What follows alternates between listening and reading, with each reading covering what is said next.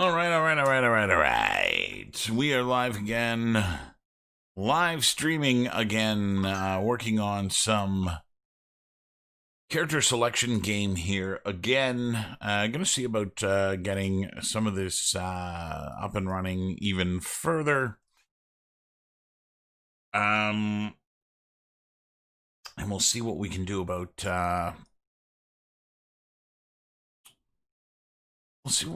getting some more of the system built here.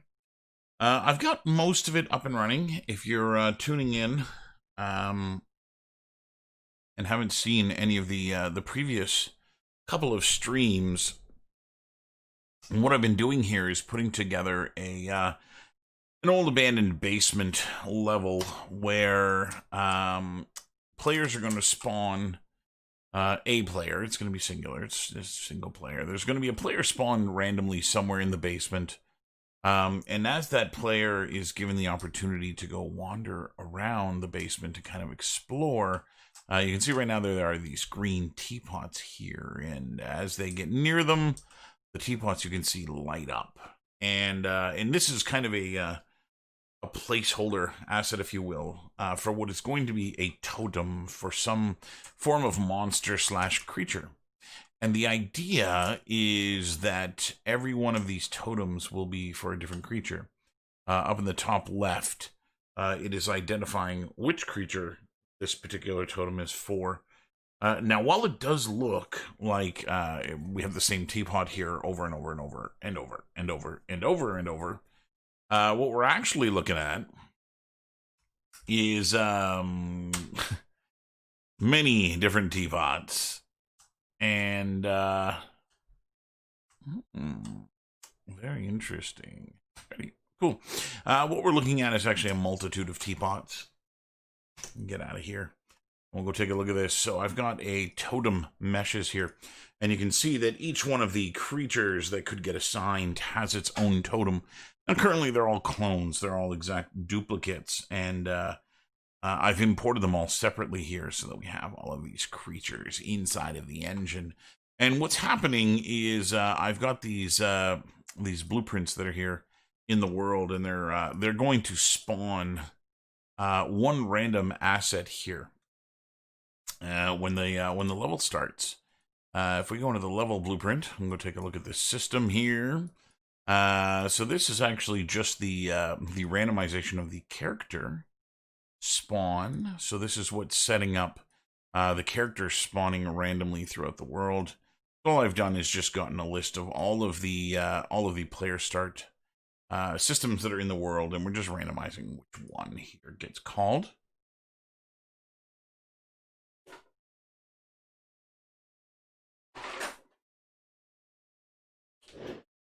And might as well go and comment this, and we'll call it random location player spawn. Player spawn. So I can track what this is. I don't ever want to lose track of what it is that I'm doing. So I've got that system. That's in the level blueprint. Over in the third person player blueprint in here.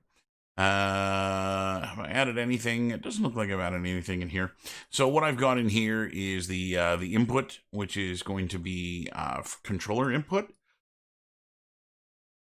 Excuse me. We've got some mouse input, and then we've got movement here as well. I've gone and removed the player's ability to run and jump, and so you get this nice casual walk through the environment. You're not going to be able to go any faster than that, which is nice. And the idea here is that players won't know that each of these little teapots is going to be an indicator of what asset they have to do. Now, one of the problems that I'm going to encounter here with let's go to the meshes and into my totems blueprint. So this is where I'm doing the majority of the work at the moment. So I'm going to bounce up in here, and I'm going to comment some of this stuff out as well. What do we got here? We can overlap and overlap. I'm going to put this over here. I don't actually need this. I'm going to put this back in here.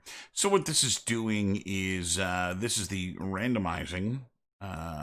This is doing the glow on the material. And so I'm going to do this. Set totem glow. So when you get near them, they glow. And then up here, we've got a couple of different things going on. So first, assign creature, which is a function. And I've got that function over here, which you can see is a little bit chaotic at the moment. There are 50 different creatures being assigned. And depending on what creature gets assigned, we are then assigning the static mesh for that component. And so in the event graph, that's what's going on here. We're assigning the creature. Then we are creating a dynamic instance of the material for that asset and assigning it to the variable. And so that's kind of everything that I've got going on at the moment. Now, what I'm going to have to do is make it so that when the player encounters one of these teapots, that when they encounter one of these teapots, we are going to make it so that they have the ability of hitting the E button to interact with this particular asset. So I would like to write on screen, preferably down at the bottom of the screen, hit E to interact. And so I'm going to do a couple of things here that I want to change up. So I'm going to go to my main folder. The first thing I'm going to do here is create a new folder called blueprints. And the reason I want to do this is that I actually put inside my meshes folder my blueprint, which shouldn't be there. And so I'm going to drag this over into the blueprints, and we're going to move it here. And I'm going to bring the enumeration table with it, like so. So that, again, the only thing that remains in here are meshes, like so. So that'll be good. And that way we're going to go and save all here just to get that all back the way it is. And then in the blueprint, we have our totem blueprint and then the enumeration list. So that's the first thing that I want to do. The next thing that I want to do is go back into my content here. And I'm going to create another folder, which I'll call widgets.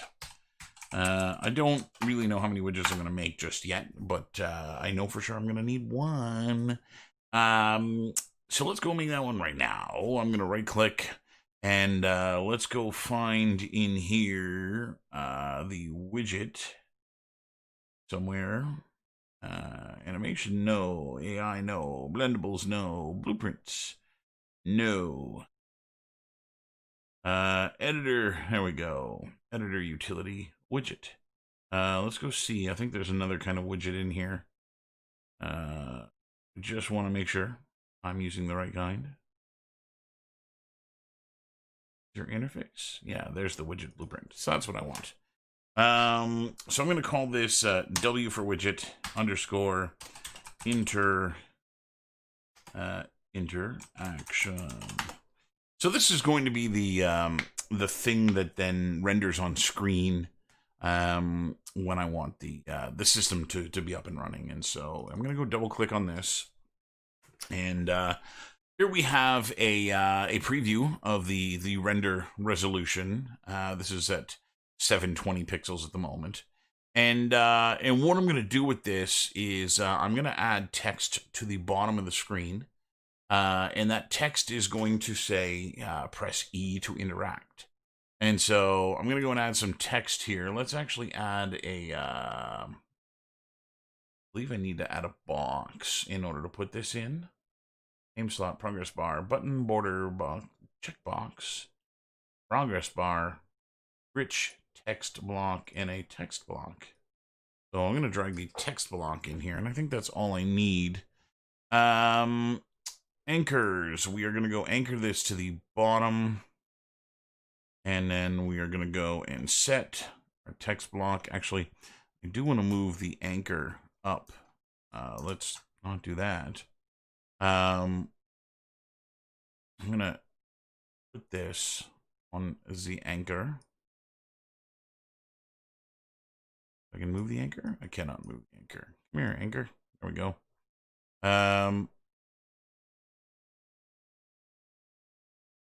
So it's snapping to the 50% mark there, but not there. So the idea here is to get my text nice and centered. Now this is supposed to work with the anchor system here. But it's not snapping the way that I want it to. So I'm going to put the text at the bottom, like so. And let's go and change what's written in the text block here. So this is going to be hit E to interact. Hit E to interact. We'll stretch this out. And we'll go and place this here, kind of at the bottom. Center it if I can. It's supposed to be able to zero this out. Whoa, that's not what I wanted. Undo, undo. Offset left, position Y, that's what I want. So position Y, 0 is the very bottom. And position, where's my position X? Position Y. Size Y. What gives? Alignment.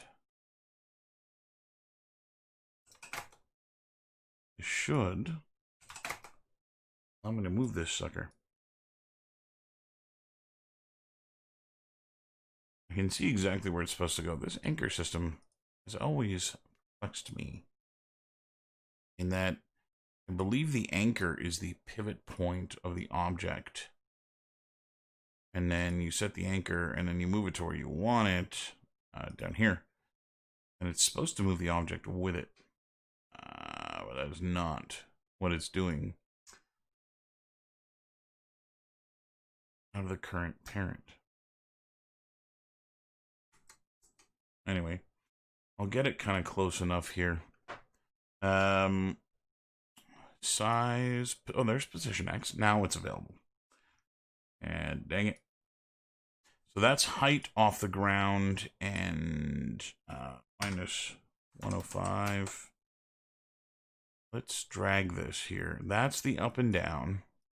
And that's the left and right.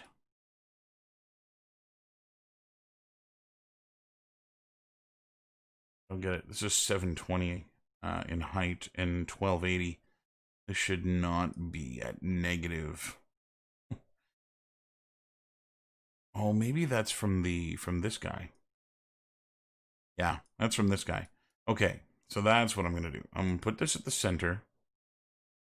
And we're going to zero out that and that.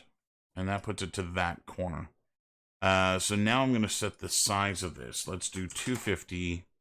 Let's use our good old 256 so that these numbers are numbers that I can manage here. And then what we'll do is we're going to offset the X 128 minus 128 like so. Okay.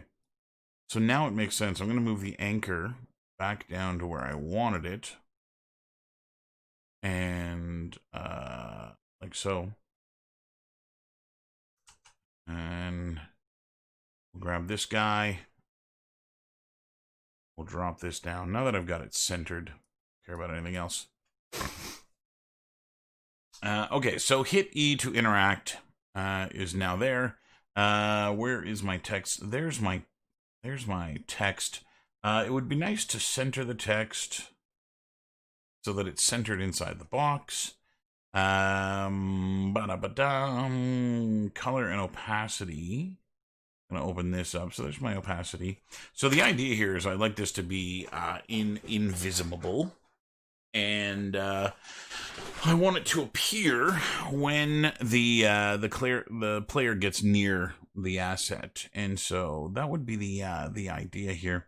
Let's set the opacity to be fully opaque first. And then we can go and worry about having it appear or anything like that. So let's hit compile and get out of here. And I'm going to go to my level blueprint. And on begin play, actually, I don't want to do it in there. I'm going to do it in a new window. We're going to add to render. Spell render correctly. Add to draw. Is that what it is? Add to draw. No.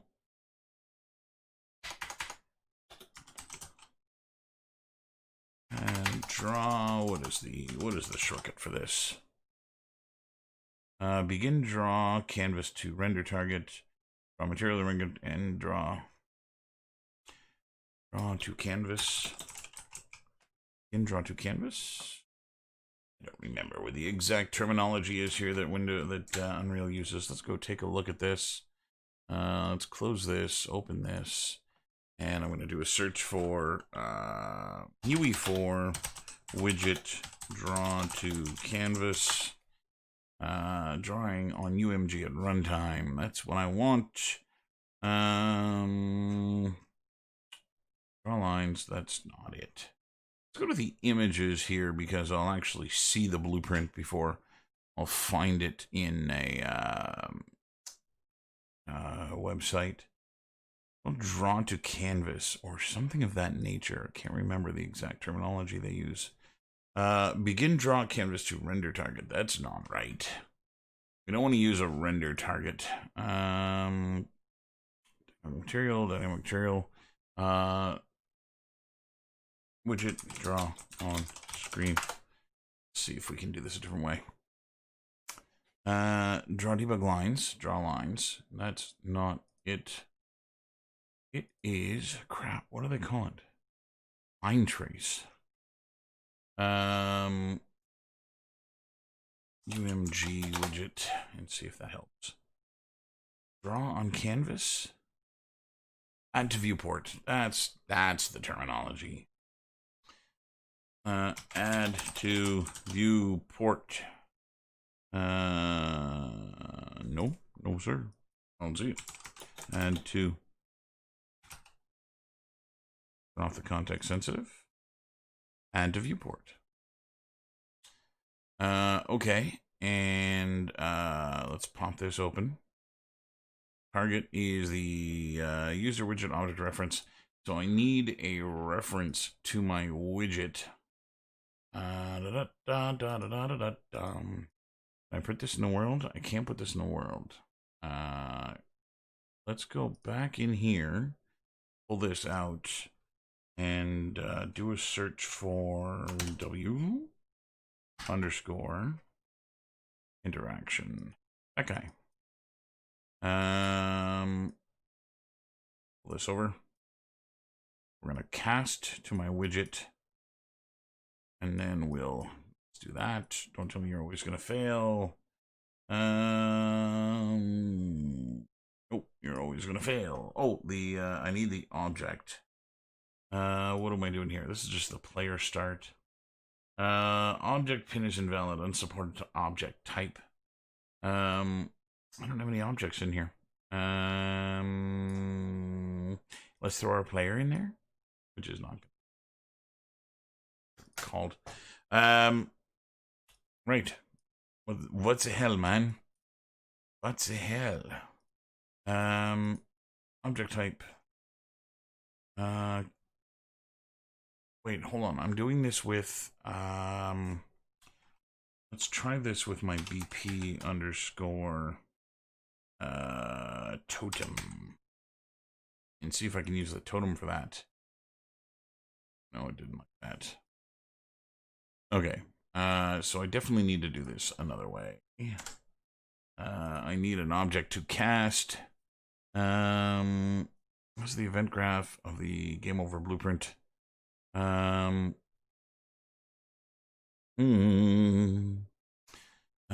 to viewport. So UMG widget. Add to viewport.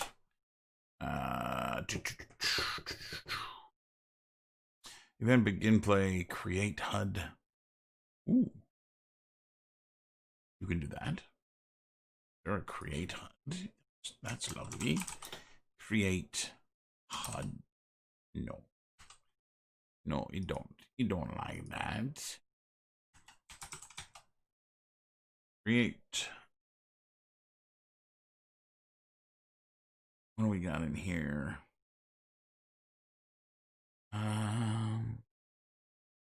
Canvas render target. Procedural mesh. Leap.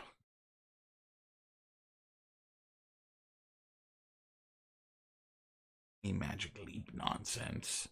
Why don't we make a render target? And that'll give us an object that we can actually then put into cast. Yeah, you're never gonna get called.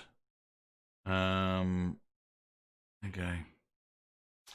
So yeah, so that's not useful because this never gets called.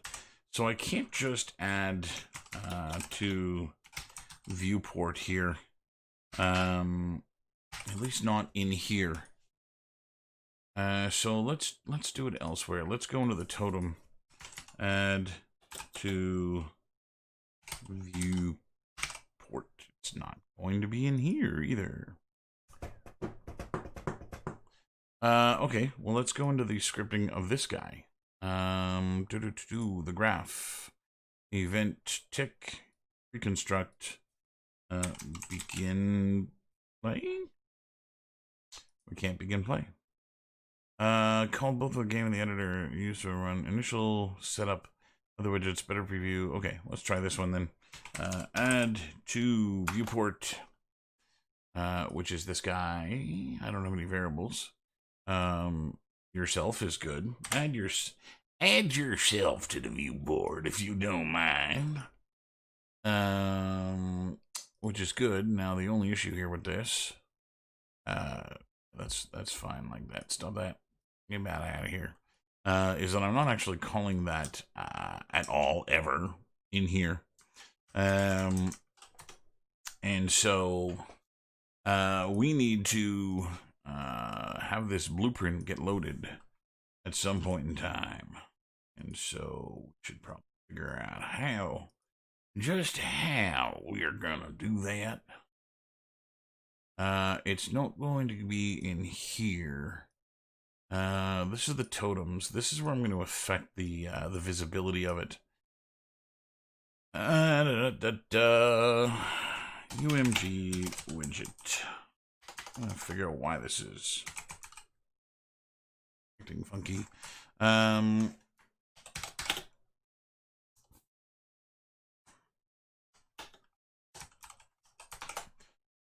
So I started the stream a little on the late side tonight. And the reason for that originally was I was going to be spending some time with my wife. And in the end, I ended up not spending time directly with her. I ended up watching TV with my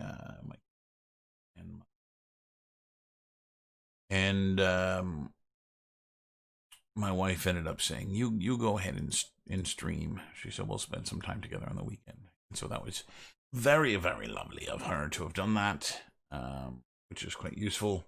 Yeah, this create HUD widget. Oh, that's a widget. Okay, create. What did I call it? I called it W underscore. Yeah, see, it's not there. Okay, let's try widget. Create widget. Select class, and this is a interaction widget. I think that's what I want. I'm going to add this. Add to viewport. And this is the guy that I want to add to the viewport. Okay. So I think that's the way this should be set up. Let's do this. I'm not sure if it's going to want the owning player or not. This compiled just fine skis. Okay, so there we go. So I've got my text on screen now, which is lovely. Now, the next thing that I want to do is have that text only appear after you've become, you've gotten into range of one of these assets. So as I get away from this, and actually it'd be really nice if it faded in and out along with the shader or the material on the teapot. The widget W interaction was already added to the screen. Okay. I added it twice. That's no good. Not doing it here. Close that. Here. Maybe I don't have to add it to the viewport. Maybe just creating it is enough. Definitely not enough. Add to viewport. Add this to the viewport. Let's pop this open. Make sure there's nothing else down here. Z-order the player.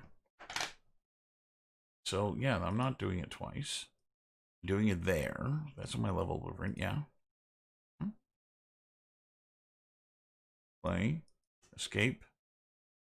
Server logged in. Play and editor total time. Yeah. The widget W interaction underscore C. Underscore C. Was already added to the screen. But what do you mean it was already added to the screen? I just told you to add it to the screen. Open the level blueprint. Yeah, see, I have a funny feeling that these two guys here are doing the same thing. Let me look up that error.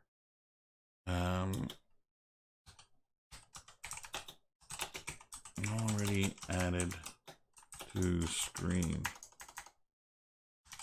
Look up this error and see if there's anything. The widget was already added to the screen error.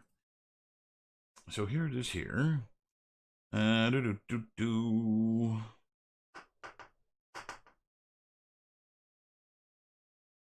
Okay. Has the widget already be added? Has the widget been added already? Check its reference validity if valid. That's not a bad idea. So let's do that. Let's pull away from here. I'm going to create a is valid. Not guide. Is valid. This guy. That's a key. Not that one. Is valid. Actually, pull out of here. Is valid. This one. And execute. And if it's valid, go in there. If it's not valid, do nothing. Oh. Okay. That. God dang it. Still giving me that error.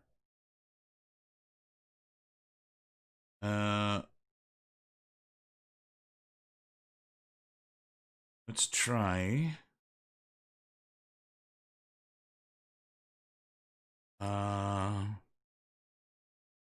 Okay, I have an idea. No. I have an idea. So let's kill this guy. Let's get him out of here. So why don't we go and make a, let's promote this to a variable. Like so.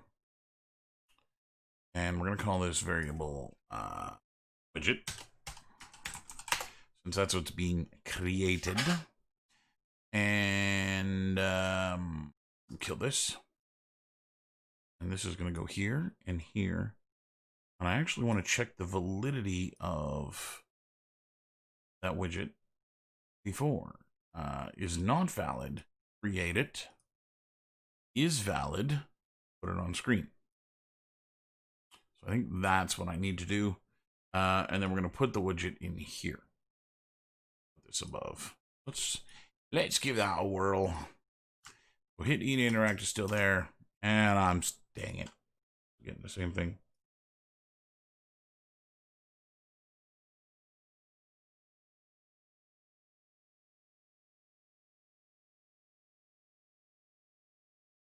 Okay.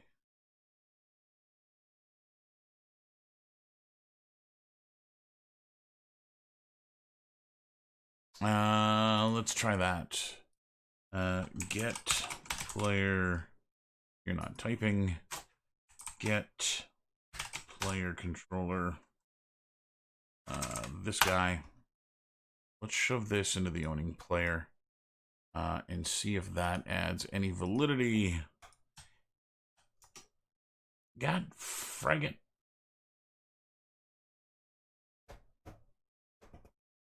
So a lot seems to be happening here.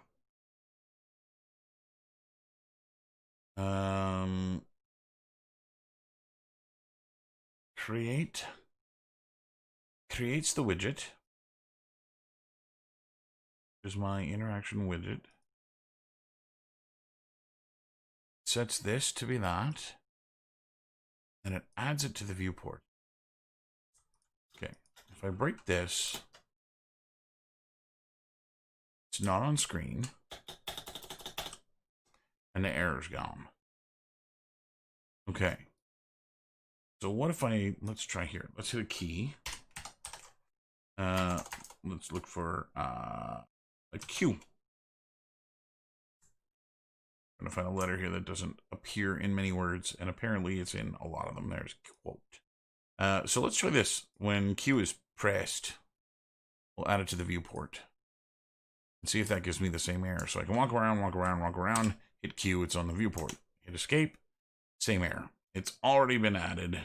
Show the message log. This is the message log, jackass. W interact C was already added to the screen. And I'm not doing any, wait, graph. Ah, damn it.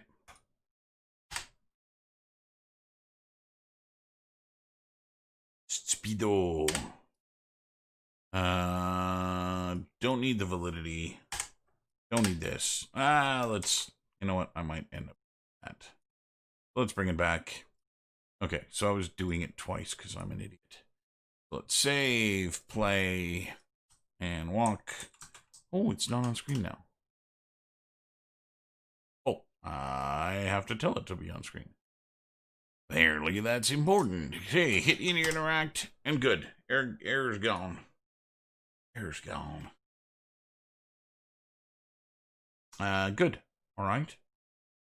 So we're off to a smashing start. Now I need to edit widget edity. So I'm gonna go and take a look for UE4 edit widget properties during gameplay, and let's see how we can find out how to go manipulate that that guy.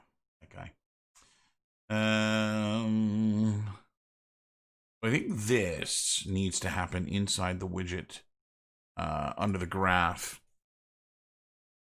And if I hit the, let's go see if the E key is in here. I'm going to need to do a double check of this to make sure that it's going to work the right way. Essentially what I need to do is make sure that my character's inside the box. Holy crap, why would you use the letter that occurs more often in the English language than any other frickin' letter?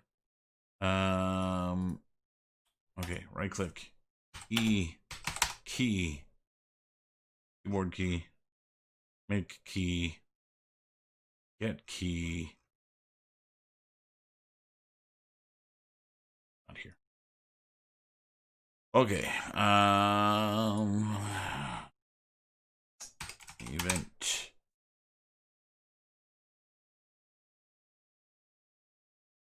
get input.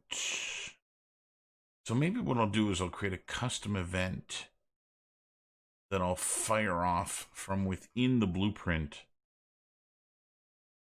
Yeah, so let's try that. Let's create a custom event in here if I can. Add custom event. And this is going to be widget visibility. I'm going to give it a prefix of CE underscore for custom event widget visibility. And the reason I want to do this is that it's, when I do this, I need this to appear in the other blueprint. And so giving it a prefix of CE, which is probably something we're not going to see too often or regularly inside of Unreal, will make it easier to go and find this.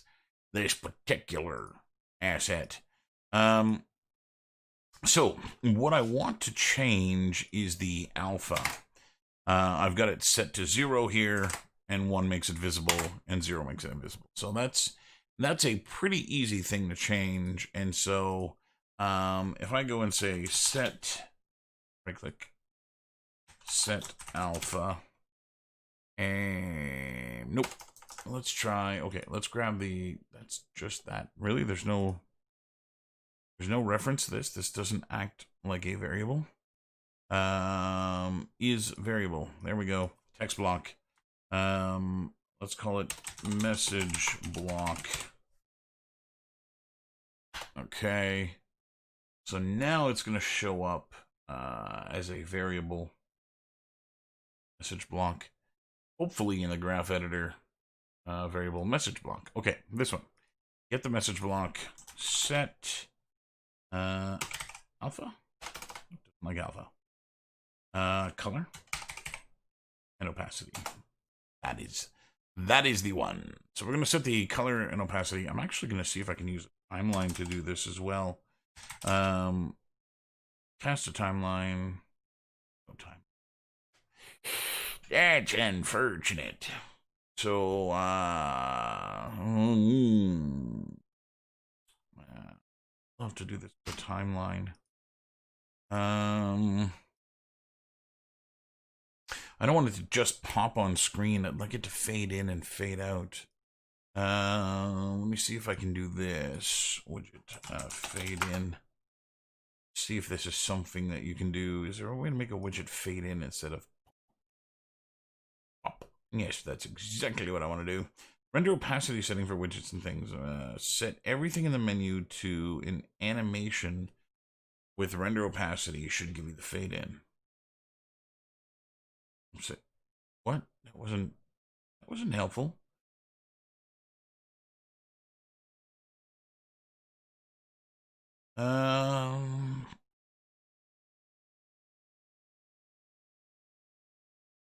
I use UMG animation. Timeline 0. Yes. UMG animation. Animation. Is this a thing that you can do? Get number of entries. No. Is that something we can do?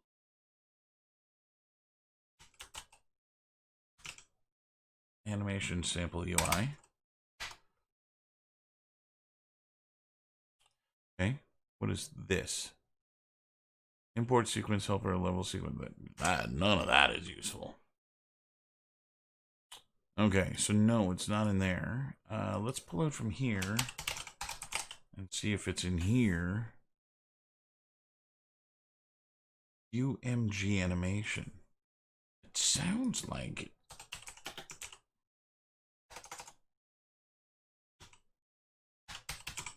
Yeah, there's no friggin' node for this. Context sensitive or not. Oh, in here. Variable function, override function, macro graph.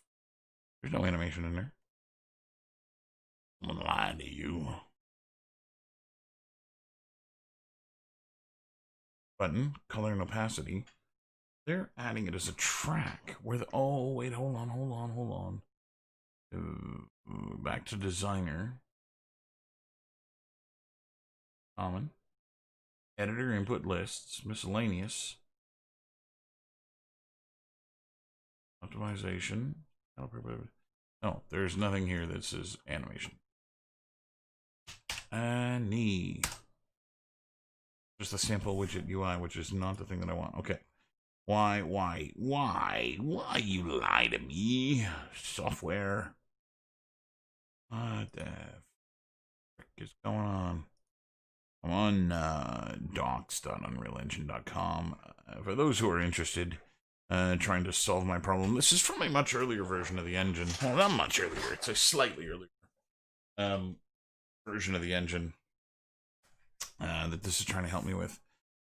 Okay, located along the bottom of the widget blueprint editor. Animation. Yes, that's this guy. Oh, animation. It's got its own window. God damn it. New animation. Okay. Widget fade. Okay. Now I got me a new animation. On that animation, this guy, we could add a track and named widgets. This message block. That's the one. Yes, that's the one. Let's add a track to it, which is going to be color and opacity. Yay! All right. So now, I need to go back to my material setup. Blueprint. This guy. I need to check the timeline I have here. Sign, event. Oh, there it is. I want to see how long this timeline is. 2 seconds. Okay. That's going to be important because I need this track to also be 2 seconds long. Don't, it will break everything. So we'll put a keyframe there, like so. And I'll take this keyframe and pop this open. That's 0, which is good. I'll bring it all the way up to 1. So there's one animation, which should be text fading in. Okay. And I might be able to play it backwards to have it fade out. We'll have to see how that works. So let's go back into the graph and look up animation now. Okay, let's go see what I called my animation. Something a little bit more poignant than message block or widget fade. Oh, widget fade was a good name. Let's see if widget fade is in here. Widget fade, does it reference it? Ah, it does. Widget started. Widget get widget fade. And then let's play animation. There we have it. So now it'll play the animation. So set color and opacity. Not what I want. This one. Play. Okay, so it looks like I should maybe start a in animation. Start time 0. Number of loops to play 1. Play mode forward. Play speed 1. Okay, so it looks like I'm going to want to create another widget here, or another animation for this, which is going to play it in reverse. So the first animation is fade. I should probably change this to in. Okay, and then I'm going to add another animation, which I'm going to call widget fade. Okay, and I should probably get a little bit more specific. Interact widget fade in, and at the beginning of this, interact widget fade out. Only because there are going to be more than one widget come the end of this. So track is going to be for the message block. And the track that we're editing is the color and opacity, which will open up. And the opacity here is going to start at 1. And at the 2 second mark, it will be at 0. That we get a fade out. Lovely. Let's go compile that. And back in the graph, I'm going to introduce the flip-flop, named for the shoe of the same variety. And we're going to plug the flip-flop into the beginning of this. And A will play the animation from the beginning. Next, I'm going to interact widget fade out. Duplicate this. And this is going to play this guy this way. So the way the flip-flop works is every time it gets triggered, it changes between these two outputs. So the first time it gets triggered, it'll hit A, which is going to fade the text in. The second time it gets triggered, it'll fade the text out. And so that means that all I have to do is just trigger the same event. It means I don't have to make two events here for this to work. Okay, so that's in the widget blueprint. Cabin in the Woods is here. So let's see. I think I need to do this in the totem. I called that thing CE. Let's see if I can access it. CE underscore. Ooh, that's a plus. Underscore. Cast to. That's not even close. Okay. I need. That's creating the widget. Where this is in the world blueprint. Can I see it from the world blueprint? CE underscore. Not entirely. Widget visibility. There it is there. Okay. So let's see if I can do that in the totems here too. Turn off the context sensitivity and CE underscore. Typing. CE underscore widget visibility. Okay, there it is there. Let's delete it from Cabin in the Woods. Try that again. Come back here. And let's see if I can fire this off like this. Yeah, it needs a target, which I think is player controller.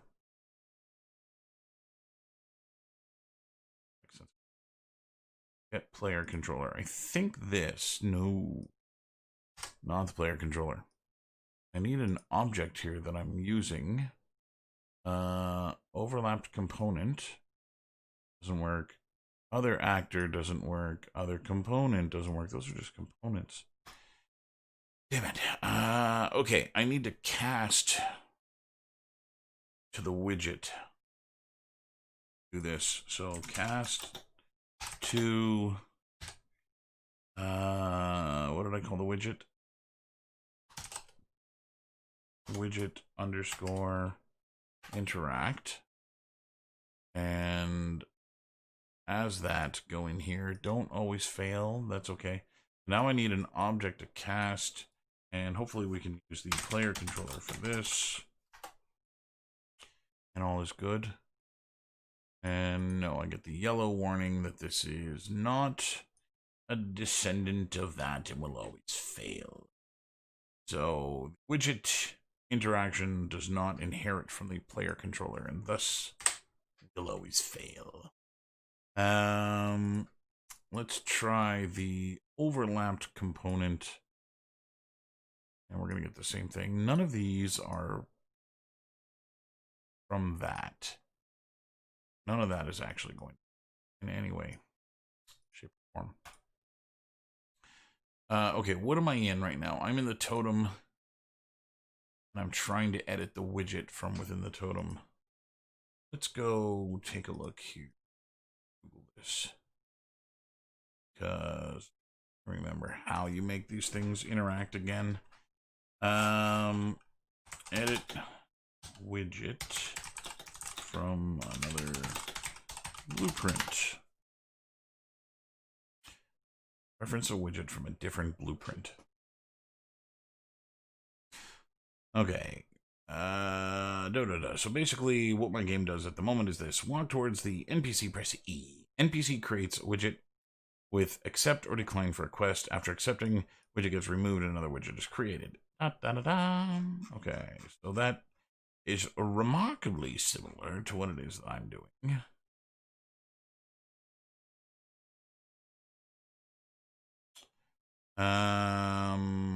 After doing a task, the text in the second widget should change, but here's where my problem occurs.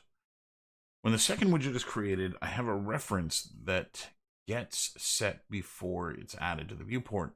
When trying to access it from a different blueprint, it does not work and always has its current value equal none. Not sure what I'm doing wrong. Okay.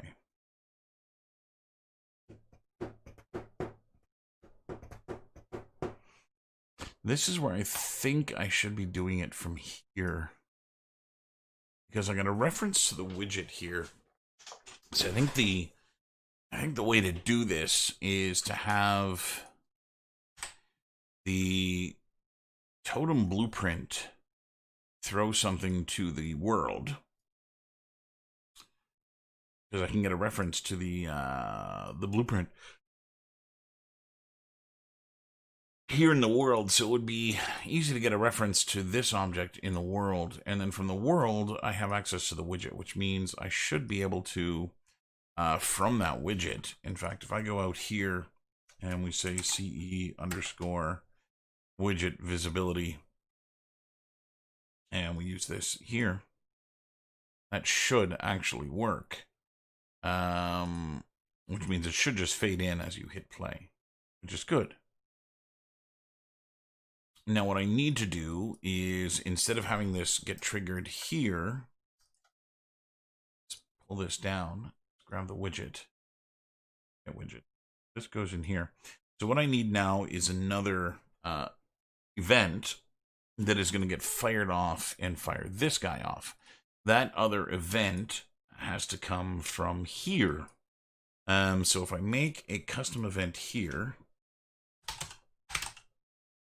add custom event, which we're going to call CE underscore, see, I don't want to just call it the same thing, widget visibility, CE underscore edit widget, like so. And I plug this in here and say that. I should now be able to, in here, access CE edit widget. Now this is going to give me the same error. Did I call it edit widget? Edit widget. I cannot see that here. CE underscore edit widget. And that's the whole kit and caboodle. All right.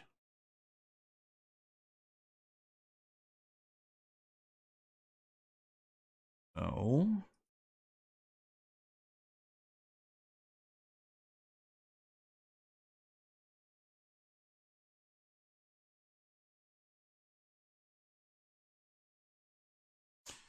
what this guy's doing online is actually a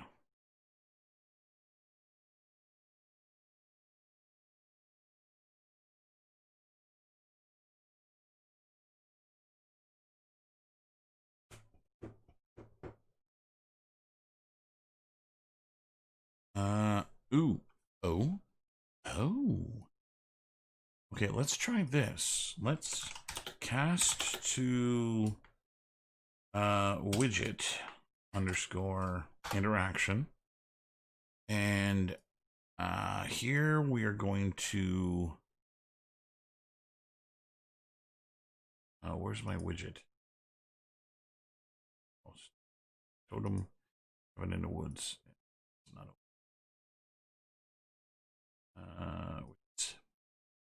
you stay open, sir. You, sir, stay open. CE widget visibility. That's the terminology I was looking for. So let's say I plug out from here. CE widget visibility. Let's make sure. Yeah, you're not. That's fine. For you. I'm going to plug it in anyway. And we're going to, as this object, go here. And then let's see if I can't just get the user widget object and plug that in here. Will that work? No.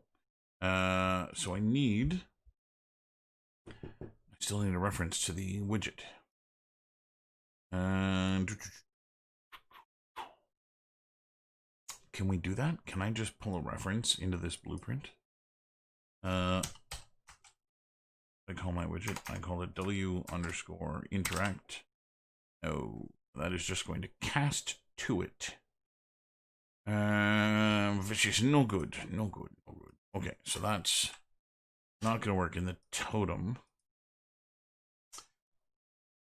This does work. I just need to send it from here there.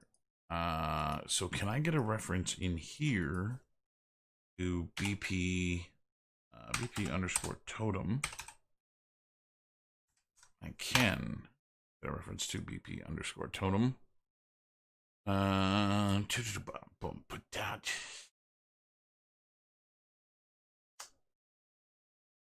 Well, that's going in the opposite direction.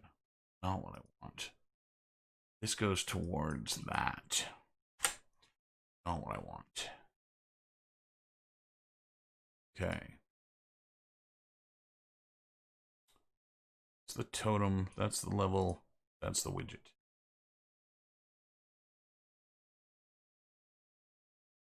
So it's here that I need to fire off the CE edit widget.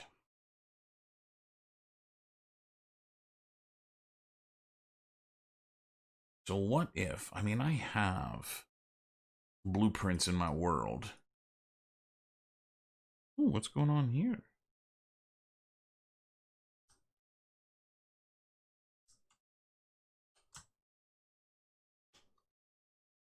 Here, all my blueprints got a here. So let's go into Cabin in the Woods. I do have a reference to that object. Could I not pull that in here?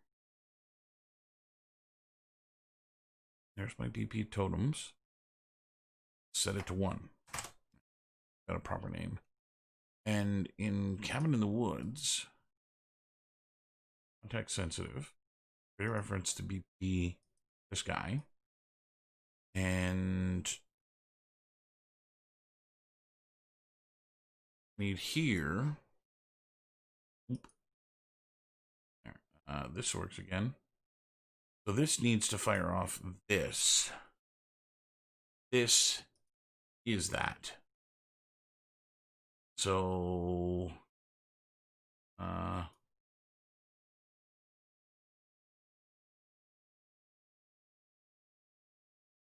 shoot, this is not going to do it the way I want to. It's going to go backwards. It's going to go the opposite way. Wrap in a hat. Wrap in a hat. All right.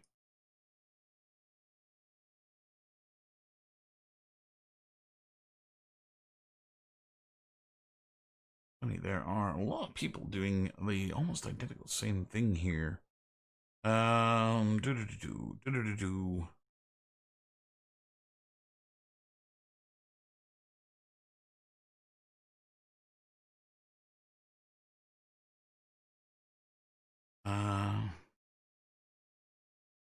What do we have here?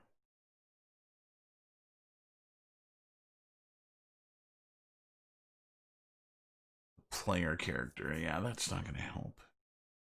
They're doing it via. Ooh, they're doing it via the player character. I can't do this via the player character because I don't have a widget as a variable. I need the widget variable. And I just need you to fire. Let's move this back. I need this to fire off that event. And which is edit widget. So I need a reference to the woods, cabin in the woods, the level blueprint. CE underscore edit widget visibility.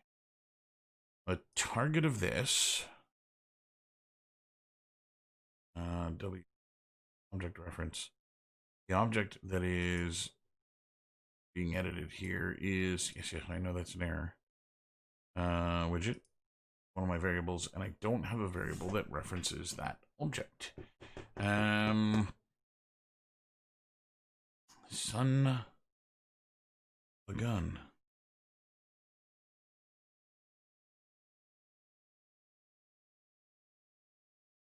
This is rather perplexing.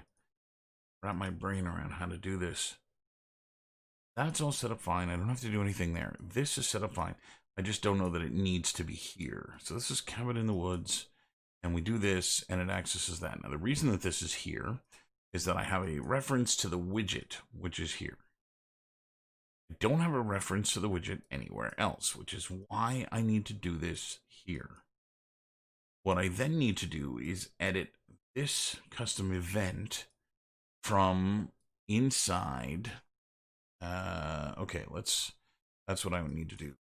Level blueprint from another blueprint. Okay. How do I get a reference to the level blueprint? That's what I need. Event dispatcher. Okay. Yes. I recall having done this in the past. Event dispatcher. Okay, so I think this the way this works is I need a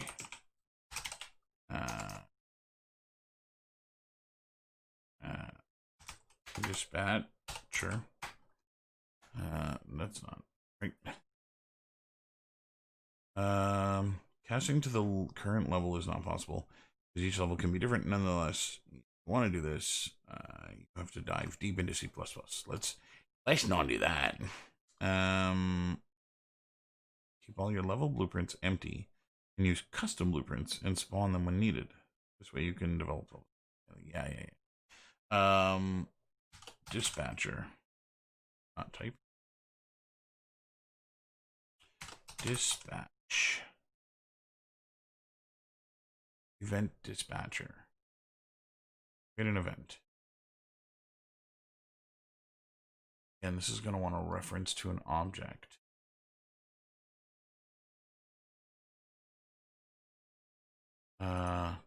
I go into here. Dispatcher.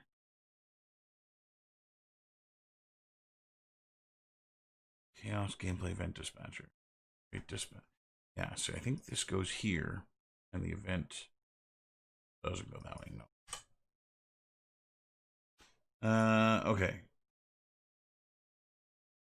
I need event dispatcher. What I need. Inter blueprint communication done through event dispatching.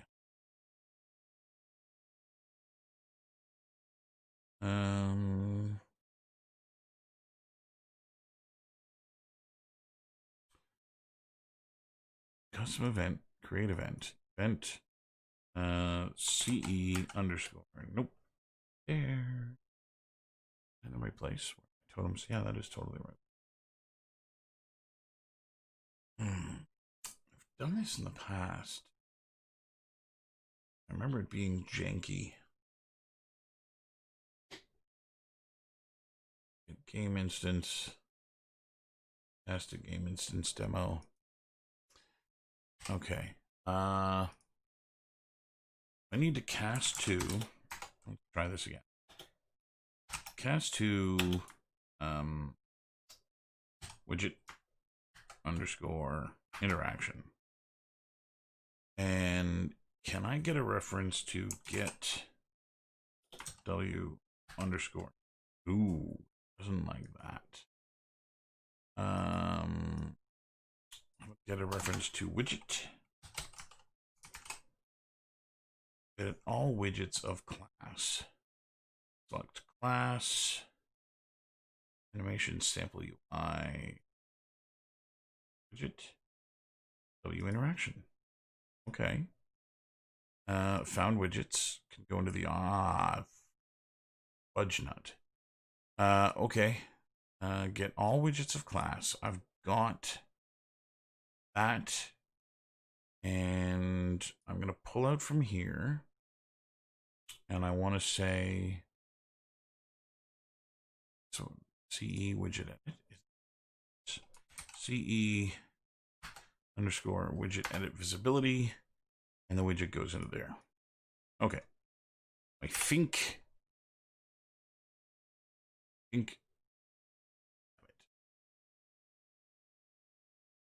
Let's make sure that that's not being fired off anywhere else. I want to make sure that I don't get text appearing. And when I get near enough one of these things, hopefully, oh, it's going mental. Okay.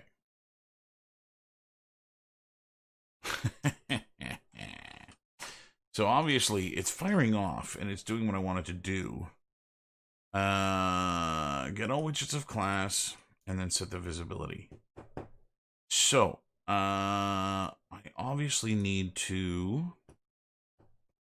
Oh, I only want to do this when it begins overlap? No. Oh, it's because I'm doing it at the timeline. That's why. Okay. That's why. The timeline is looping the play. So I need to create double version of this that is for on mouse over or have you. Okay, that should work. So we should have nothing, and as soon as I'm near enough a pot, it'll fade in. And when I leave the pot, it fades out.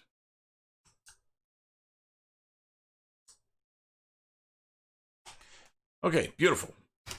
Okay, that works. And oddly enough, nothing on the internet helped. I did it my own way. So, now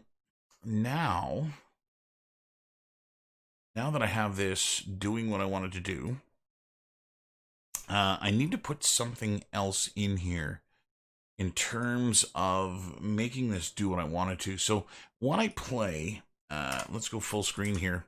I want to make sure that it's not just because the player is near the object, but I also want to make him look at it.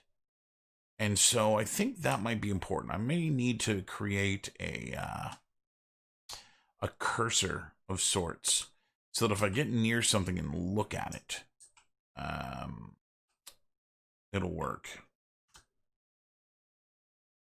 Now, currently also E does nothing, so that when I hit E here, E, will actually have absolutely nothing happen, but I think we're on our way. So let's kill the widget. We're done with that. Cabin in the woods, I'm done with that. The totem blueprint. Oh, wait. Hold on. This guy is actually firing off the node, which means the level blueprint isn't actually doing anything. Edit widget and widget visibility. So if I go to my blueprints here, am I doing edit widget or edit widget visibility? Edit widget visibility. So this actually doesn't do anything. Presumably, it's just never being called. So that should mean this still absolutely works the way it's intended to. Good. Okay. And voila. Simplification. So now that those are set up in a way that works, what else do I want to do here? I've got to set up the login on start. So I need an opening menu. And I'm going to do this. I'm not entirely sure how this. So the ways that I've done menus in the past are to just make another room kind of underneath the world with a camera in it and use more UMG when the camera is inside that world to create the effect. I actually got that idea from the original Gears of War game, which is how they did it there. And so that would kind of be, I think, my go-to, so that when you hit play, instead of actually spawning right away, that will actually spawn down there and do that. And so I think that's what I want to do. So let's see if we can do this.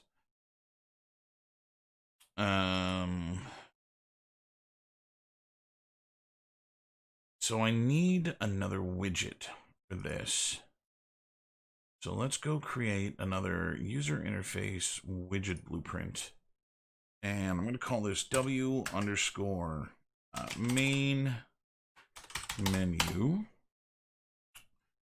And this is going to be the overlay for the main menu.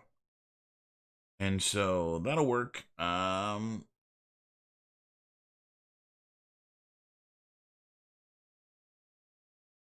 I think I need...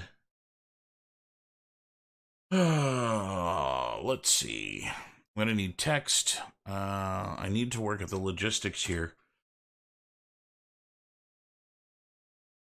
of what I need to be in here. Okay, so new. Let's do 1920. Not typing anywhere. 1920 by 1080. Like so. So let's fill this with black. Okay. So I'm going to do a little bit of layout sketching here to kind of figure out what I need to do with this main menu. I can work on about making it pretty later. Pretty can come much later. Right now, we just need functional, and so that's kind of what I wanna do first and foremost. So there's a few things that I need. Oh, I want to make a new layer. So there are a few things that I know I'm gonna need out of this layer here. The first of which is name. I'm gonna have to ask the students for their name, and I will put an text entry box there, and then email will be the other, and that'll be a text entry box. And I think what I'm gonna do is I'm gonna put the second half of this in here to make sure that students use their proper email address, georgebrown.ca. And so, yes, I think what that'll do, and again, I won't need this line here to go that far. And so there, georgebrown.ca. So something of that nature is going to be written. It wouldn't suck to have the title of this object or of my class up in the top here, which is 3D sculpting and organic modeling. Okay. So something like that. I'm going to maybe put a background picture in here at some point as well. But I think the other thing that I need to do is put a hit enter undo enter to start should be written down here. And what I'm going to do is that this is only going to fire off or become visible when this stuff is actually filled in. Just so that, just to make sure that students have to enter their names. You cannot use this without actually entering your name and your email address. And so I think that's the way I'm going to approach this. That's an I. And so I should probably start to lay this out. All right. So step one is this guy. Is I'm going to add a text box here again. And again, I'm going to set this up in more or less the same way I did the first one here. And should be able to then zero out the Y and set this. Whoops.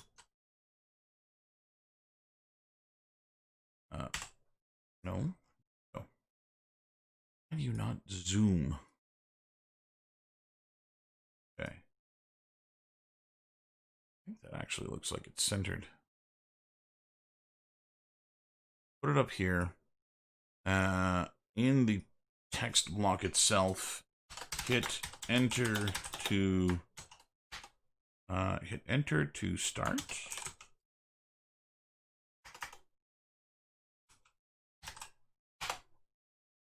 We're going to put that centered.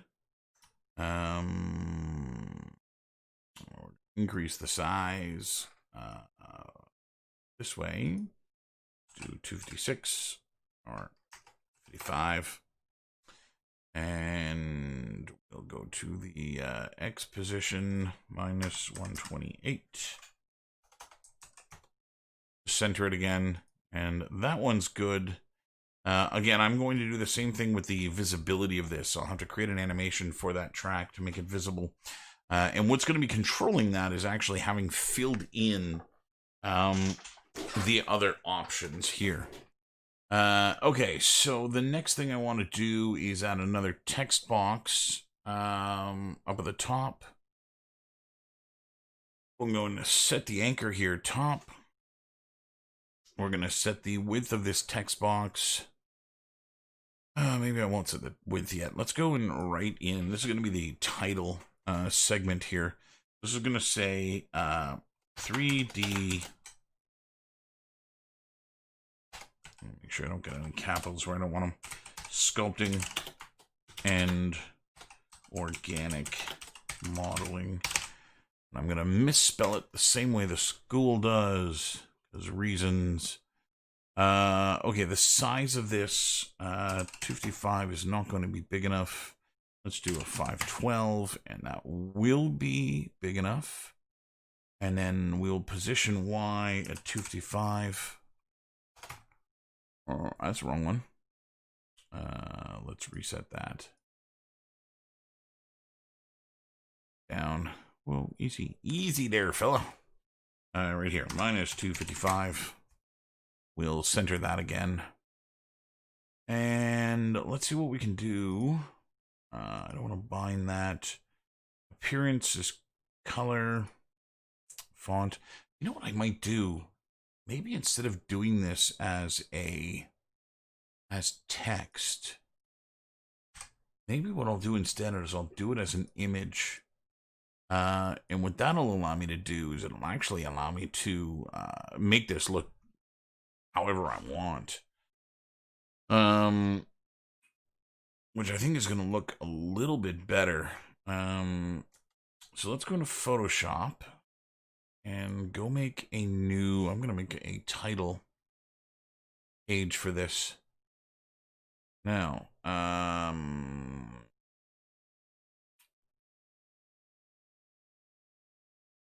trying to think of what I want it to look like. I guess what I'll do is, let's see. I don't want to do finished artwork right now. I don't want to spend a lot of time doing artwork right now. So maybe what I'll do is I'll just do this, and I'll save out this nonsense here. This is Cabin in the Woods and textures. Actually, I'm going to make a different folder because this is not a texture.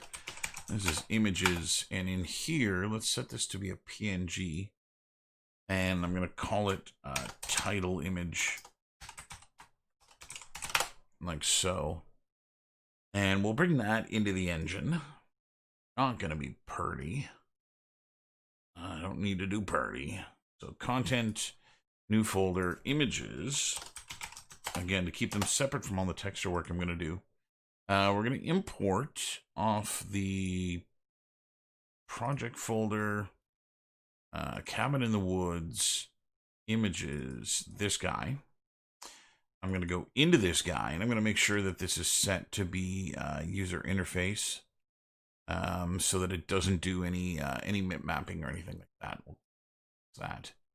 And now we should be able to create a binding on this.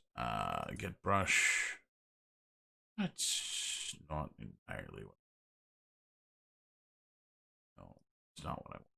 Get out of here. Event graph. Back. The designer part of this. And let's in here grab the image, which I call title. Okay. And image size 1920 by 380. So let's set the size here to 1920 by 380.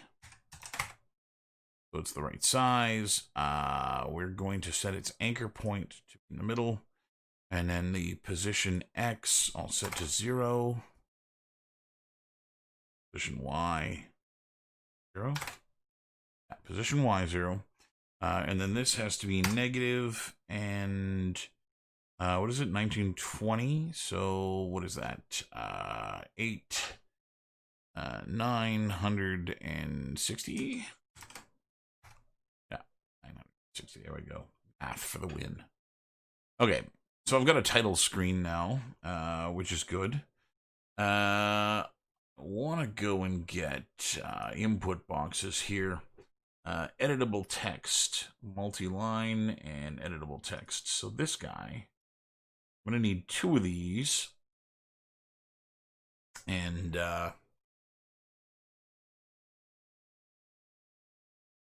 this.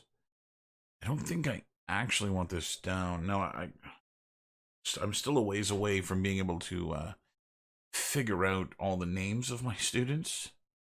I'm going to put another text box here.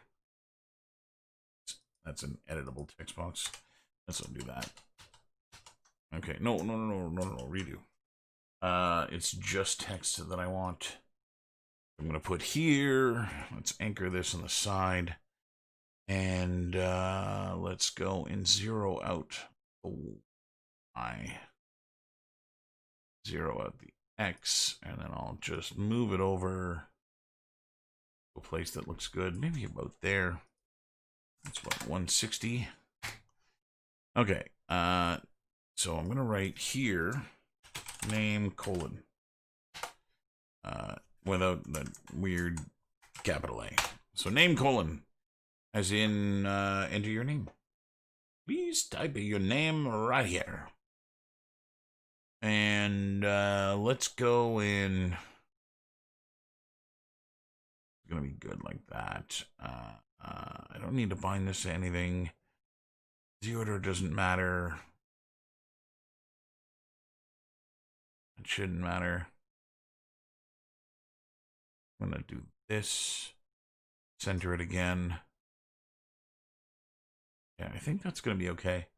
And I'll grab another one, which I'm going to center, anchor, side again, and position that one, this minus 160, no, 160, and 160. And then we can go right inside of this one. This is going to be email address colon. Okay, so size in X can get bigger. Let's set this to 230. That and position X. Slide it back a little bit. Something like that. Name, email address, and now I need the editable text box, which is going to go about here. Make it big like that. Let's center the text that gets written in here as well. I don't care about an anchor for this. I don't care about sizing it to the content either. Okay, text. What do you normally get in a text window? I don't think it needs to say anything. I think I could just do like an underline. I need them to know that they can actually type here. Let's see. Image, background image, color and opacity.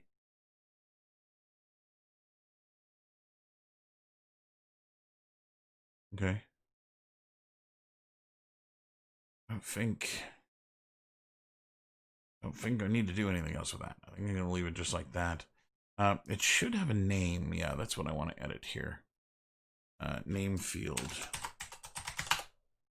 So, and we're going to do another editable text, or maybe I'm just going to copy and paste this one. There's that one. And let's move it down here. This one I'm going to make a little bit shorter. This is going to be email field. Like so. And then I'm going to need to put another text bar. This guy needs to go at the back of this thing. Try and line this up the right way here. Where's this one in height? X position 117. There we go. 160. And I'm going to make it bigger. And we'll go edit the text here. This should say at George Brown .ca. And I want to justify this to the left so that as they type in whatever they type in here, let's go to this guy. I'm going to make sure that that goes against the right-hand side, so whatever they type will be right against the at georgebrown.ca. Now let me also make sure that that is actually how email addresses at georgebrown.ca don't work before I break, you know, the whole frickin' system with a typo. Okay, so let me find an email that was written specifically to me. Preferably from someone from the school. Put down a couple of months. Gmail.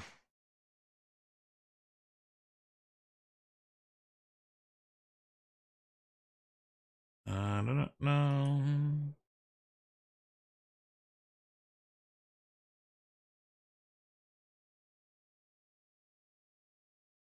I think that is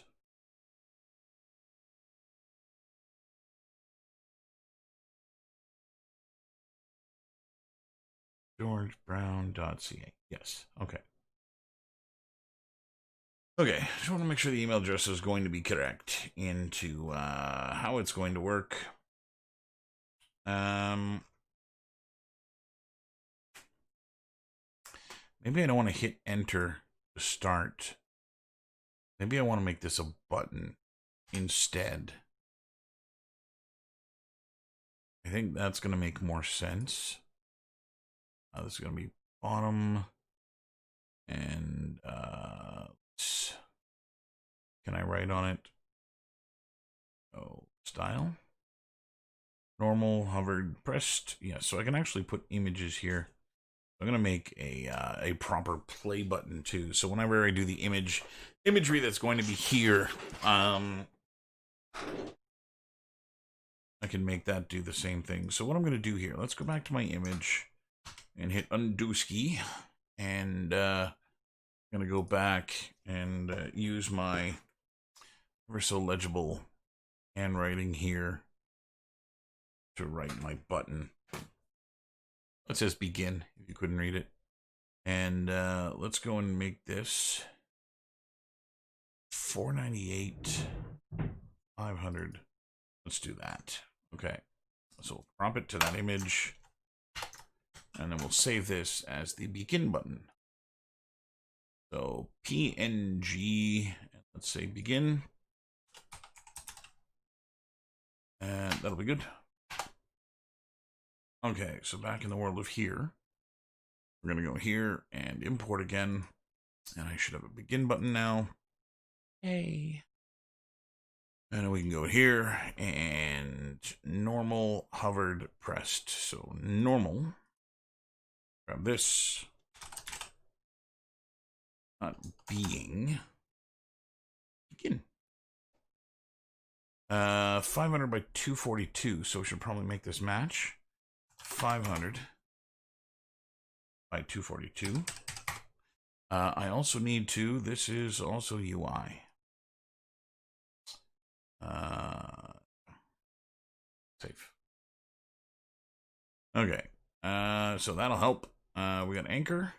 Got a bottom anchor. And this is going to now... I could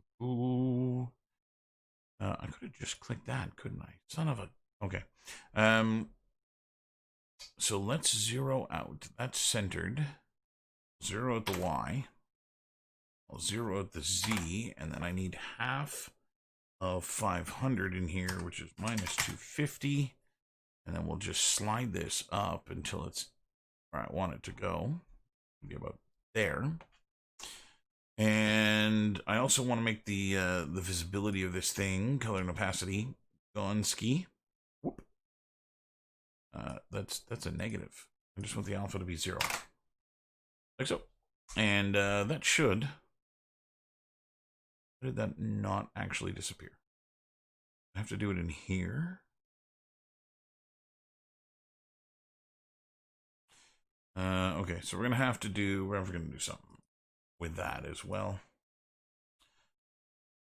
So, I don't care much about that.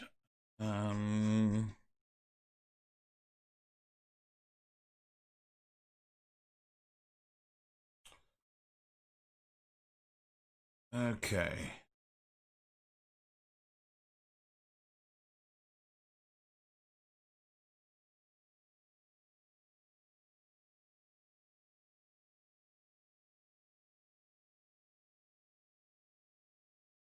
Okay, so my button over here is going to need a name.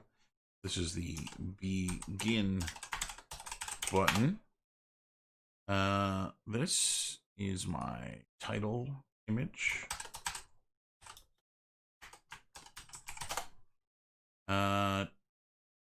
Text name, text email address, name field, email field, text field at George Brown, and then begin. Okay, so everything is doing as doing should. The only other thing that I should do here, maybe. So I've got two options in doing this menu. Option number one is to create a static image that will serve as the background for the menu, and that might work. That might be really, really nice. You know, I could Photoshop something, I could paint something. I think having this thing called Cabin in the Woods, you know, painting some kind of image of a cabin in the woods would be a neat way of doing that. The other thing that I can do would be to set up an area in the map here. Like maybe if I put the camera kind of like over here, and we just kind of like set up a really nice frame, you know, the incandescent bulb hanging from the ceiling. Maybe I'll even put the camera kind of deeper into the ceiling or whatnot. You'll see the washer and dryer there and some crap on top of it. You'll see the window. You'll see the corrugated metal object kind of in behind it. And I kind of just set up this shot that I then use as a backdrop. So I would just take a camera here. I'd go to the cinematics, grab a camera, and just put it right here, and that would be the beginning to this. So the text, like all my UI and everything, would just appear above that render. And there's a lot of places that I can do this. Like if I go, you know, this would be another really cool one. Would be to put the camera kind of at the bottom of the stairs, looking up to that door that's cracked open. That is the kind of escape type thing. And so I could do that. And I just don't know. Frankly, I don't know which way I want to go. Okay. So the next thing that I need to do is script the functionality into this so that it works. The other thing I can do too is that once my world is done, I can actually just take a screen grab of the world and use that as an image for the background too. It doesn't have to be real time. I can fakes it, which, you know, that might work too.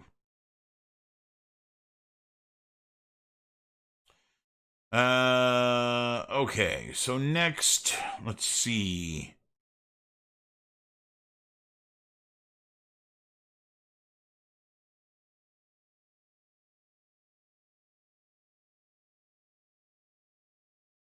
Where's my... So this thing I want to be hidden. Its behavior. There's its behavior. Is enabled. No. Visibility. Hidden. Okay. I'll compile this. Again, don't know why it's not showing me that, but that's okay. We'll go with that.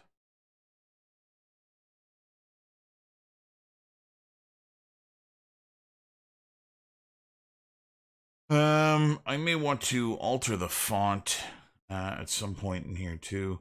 I think what I'm going to do is actually sub these out at some point for, maybe not. I don't know.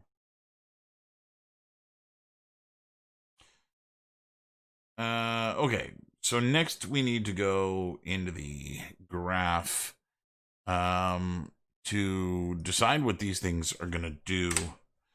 So I have a button.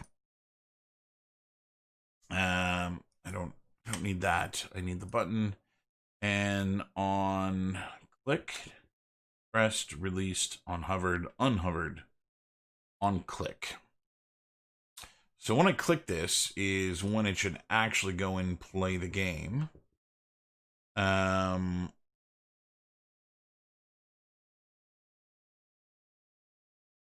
This is where it might make sense to make this a different level. So what did I call my map? Where the hell did I put my maps?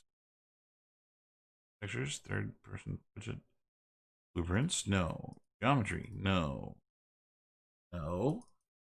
No. Meshes, no. Starter content, maps. There you are. No.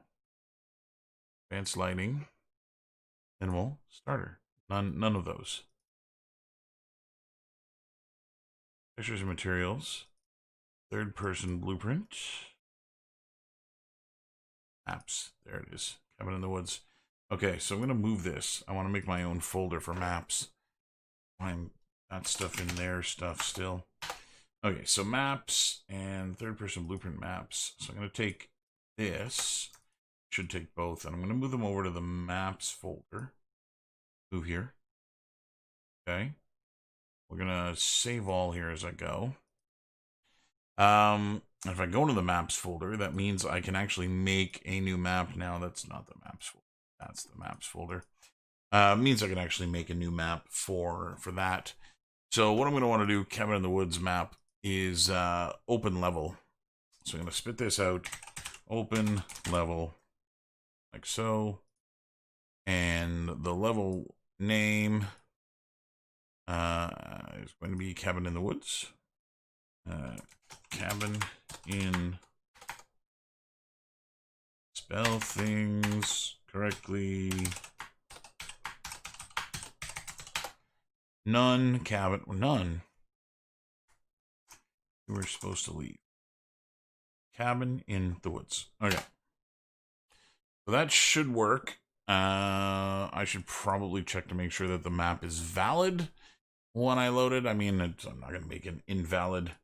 And then we want to, after this, remove from parent like so. Okay. So that should be good. Let's hit this. So that's what that button's going to do. If I go to email field, on text changed, on text committed, this one.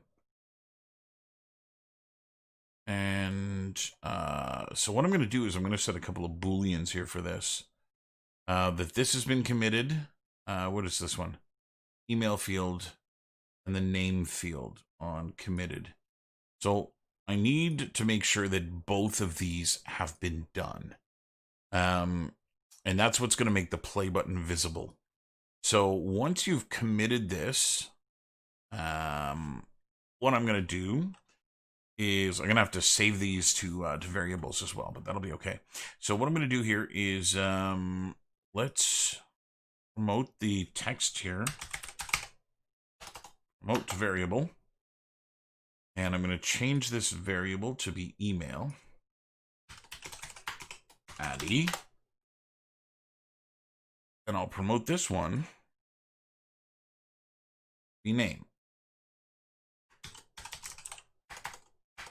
Student name. And I think maybe instead of email ID, I'll use student email.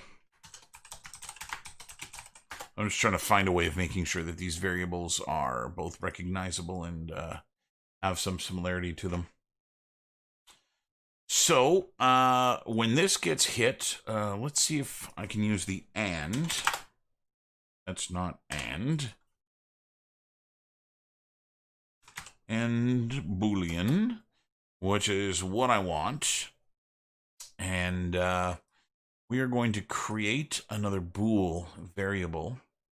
Let's create a new variable here. This should be global too. Let's make another variable. No, that's a macros. I don't want a macros. No. New delete. New variable I want. This is going to be a Boolean, and it's going to be called name entered. Let's do this. Name entered. Name entered. Question mark. And pull this out here. I'm going to put these in the same order that they exist in the UI, because that'll make it a little less confusing. So name entered is going to get set here to true. And then we're going to create another variable, which is going to be called email entered. And this is also going to get set over here, like so. And then I'm going to pull this and this. We're going to put them both in here. I think I can do this on tick because I'm really not doing too much else on tick. What I'm going to do is set the visibility of my play button based on whether or not these have been entered. So let's go and what is this? Unclicked play button. It's my play button, begin button. This guy. Get. Set active, no, active, no, what's the terminology they use? This, behavior, visibility, and enabled. That's what I want. Enable, set is enabled, true. And we want to set visibility too. So let's pull out of here. Actually, out of here. Visible. Set visible. To here. To is visible. Visible. Okay. Now, in order for these two things to get fired off, we're going to create a tick. Not tick. Event tick. Can't event tick. Okay, this might get interesting. Where the hell? There it is. Why the hell? Okay, whatever. I must have spelled something wrong. So we're gonna do this, and then we're gonna branch, and true is gonna go into here. This we go into here. So, way that this should work. Hey, how's it going?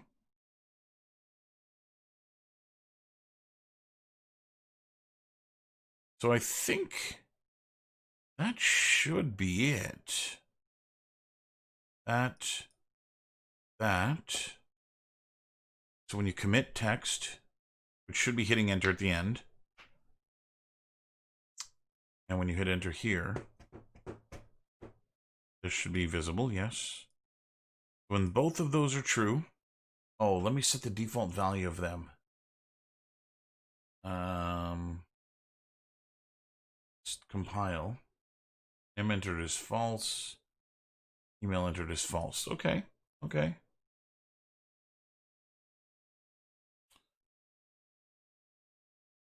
Yeah. You know, it is one of them there things that comes along with the territory. Game engines, and so if you want to make games, you gotta go look at a game engine. You need to spend time inside of here.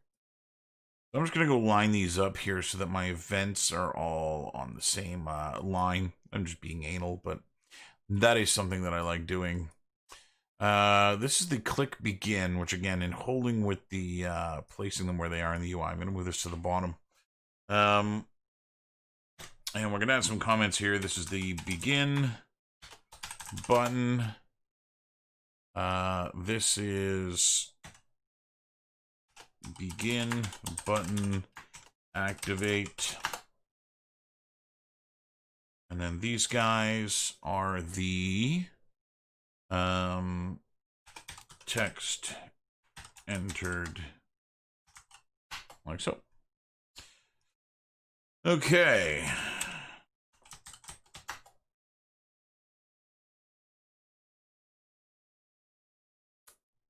So that is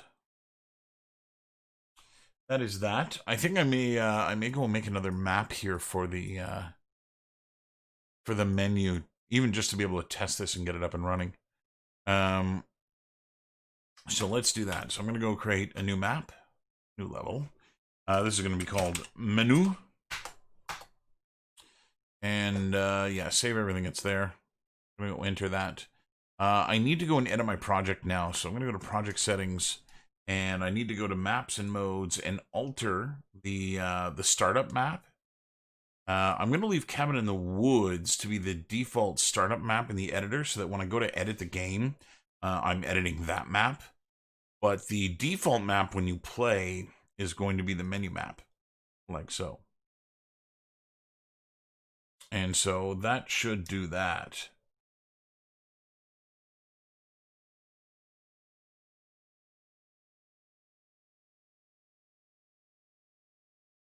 So let's do.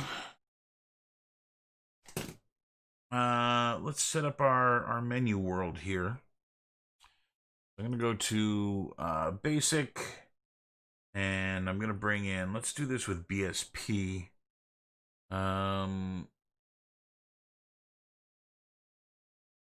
Basic box trigger, box cube. I don't think it's just the cube that I want. Where's you? Cube. There we go. I'm gonna place the cube at the origin, like so. This is a static mesh. That is indeed not it. Volumes. Call distance volume. Camera blocking volume. Z volume. Light mask character. Light mask importance volume. Mesh merge culling volume. Where the hell did the BSP go?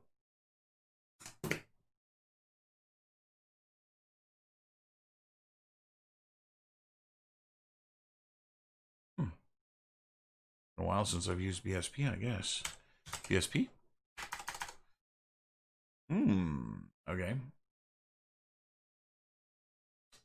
Cube. Those are just recently placed ones. Static mesh actor. Where is...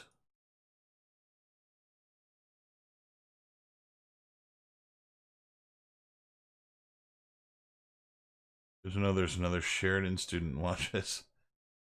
Did you guys figure out that you're both Sheridan students from your avatar images? My goodness. That's the one I want.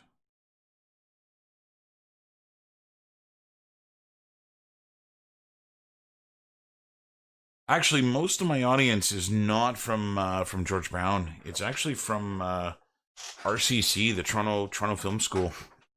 I've had a lot more students from Toronto Film School than I had from George Brown, only because the program is shorter and we're in the same section.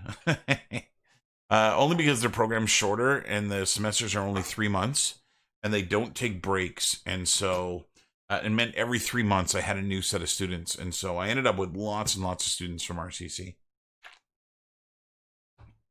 And so it tends to be a lot of them that show up and check this stuff out. I also taught them more subjects than I teach at George Brown. George Brown, the only thing I really teach is character work. And so I typically won't get a lot of students there from that school unless what I'm working on is no breaks. It's a year and a half without breaks. So every 3 months a new semester, and the biggest thing you get for a break is 2 weeks in between the semesters. So it is a long haul. Okay, so this is going to be additive. Box type brush. I'm going to go change the size to be, that's 2 meters by 2 meters. I'm going to make it 5 meters by 5 meters by 5 meters. No, 8 meters. Oh, that's not 8 meters. That's 8 kilometers, 8 meters. Okay. Wall thickness, I want to hollow this out. Wall thickness 10 will be good. Go back to lights, and I'm going to put a point light here inside this object. We'll put this at the origin here as well. Up slightly. And this is going to be my menu background here. So whatever I do, it'll kind of be a backdrop here of this. So I think that's going to work fairly well. Save this. Level blueprint now. Open the level blueprint. Event begin play. We need to UMG new shoot. No, it's not this one. Where are my widgets? Blueprint. No. Widgets. Interaction widget. Graph. Oh, that's the only thing that's there, so it's not in there. I think it's in the world. By the time I'm done my usual video game Xbox party shenanigans, I usually miss these streams. I saw Unreal, so I'm checking in to see this cool stuff. So, do you know Stalin's mustache? Do you know what it is that I'm working on, what I'm making? Because that might help clear up a little bit what it is that I'm doing with the scripting here.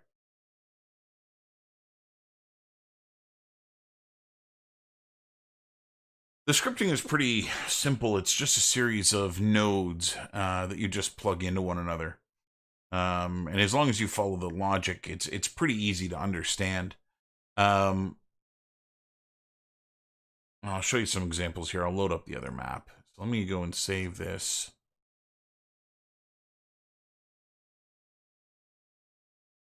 Yeah, so yeah, the stream title's wrong. It's because of this restream system that I'm using that does Twitch and YouTube at the same time. So let me load this up and show you what I'm doing. So if you guys are Sheridan students, I'm assuming going into third year, both of you, which means you were students of mine in the character modeling and animation class that we took. Which means you played the Overwatch game, which was how we determined what you guys were going to be working on. Now, if I do Overwatch again in September, that'll be my 5th time using Overwatch between the 2 times I did it at Sheridan and the 2 times I did it at George Brown. And to be honest, I'm kind of sick of Overwatch, and while it was fun to do stylized characters for a couple of semesters, I want to abandon that with as much speed as I can. And so I was looking at doing another kind of intro game like the Kerplunk one, And I actually want this to be more of a game than just me hitting a button and having the little thing happen. So what I came up with is that students are going to be doing creatures, monsters, movie villains, and they also have to do a survivor. So they have to do someone who is going to survive the creature and someone who is the creature.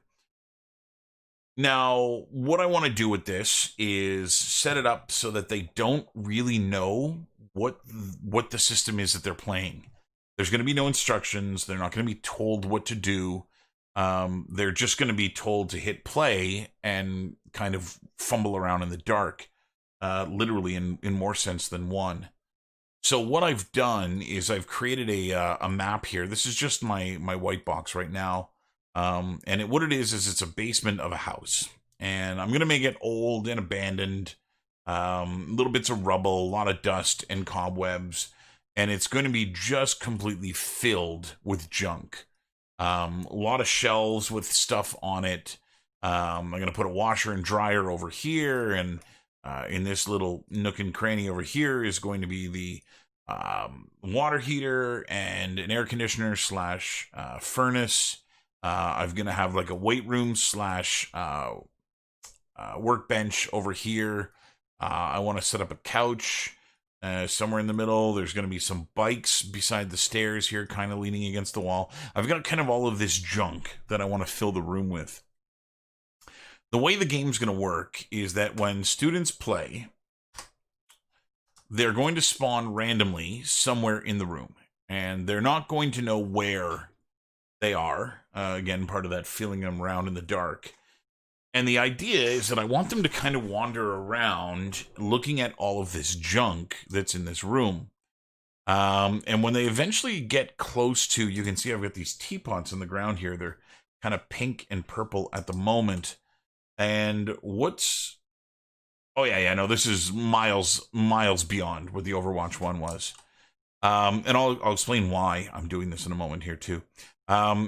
So these teapots here that you can see in the corner of the screen, this is part of the system. So every monster or creature that the students might get has a totem or some kind of a object that reflects who they are.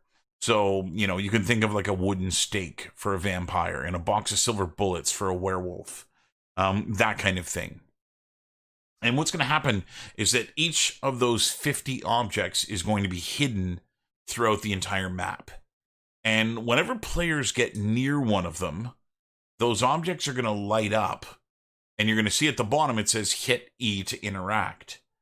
And when you hit E, the character is going to grab that object, and then that is going to determine who your monster is.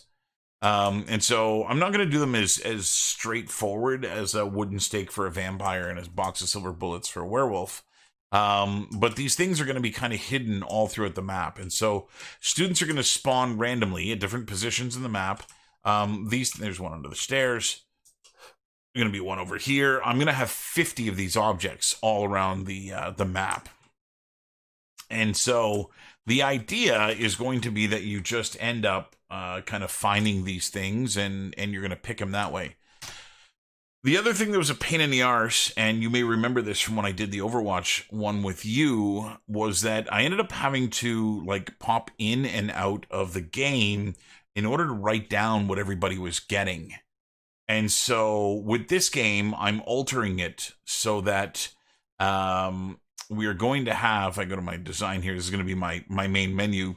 Students are going to have to enter their name or the name that they would like to be called, and their email address at georgebrown.ca. I want to make sure I'm getting their school email address. Once they've entered those two items, the begin button will become active, and they'll be able to play it. No, yeah, we're totally done with Overwatch. I don't teach you guys again. I won't have you again as students.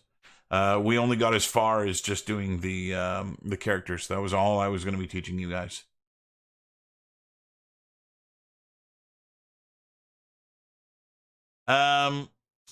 So they'll have to enter a valid name and email address in order for the begin button to light up, and then when they click the begin button is when they're going to pop into the game. And that's when this stuff is going to become active, and they'll be able to start wandering around and doing all this stuff. And so that is the project. Now, in terms of the why, I'm putting a lot more effort into this versus the Overwatch one. There's kind of several reasons that I'm doing this. The first of which is that the Overwatch game that you guys played was a massive improvement on the first one I did, which I might have even shown you guys, which was the roulette wheel with the superheroes. That one was very quick. Like, I made that in a weekend, and it served its project. Yeah, no, that was it, man. It was just to make the characters. It was just a character class and animation class. We weren't doing anything else with them. And so, yeah, we more or less got to the end of what that was. The Outbreak didn't really change too much for us. The only thing it really changed was that you guys were going to be animating your characters, making a walk cycle or a victory pose or something of that nature, which is why it got replaced with the quiz that you guys ended up doing. And so, yeah, that was really the only change. Other than that, that's all we were doing, was just making the characters. So anyway, the reason I'm stepping this up, like I said, the Overwatch 1 was an improvement on the one before that, the superhero one. And so, you know, it made me want to go a little bit harder.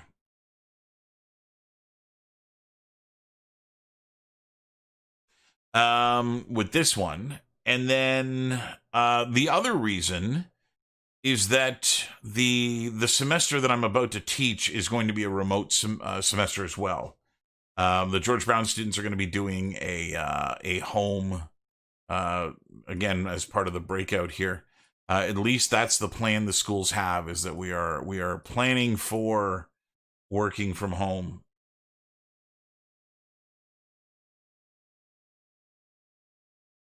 Yeah, I mean, it happens. You guys are, and again, I'm really, really understanding of the Sheridan students working on my art projects, because I know that none of you guys want to become artists. Like, that's not why you're there. And so it's more about just me teaching you what the pipeline is and teaching you how the artwork gets made, more than trying to turn you into artists.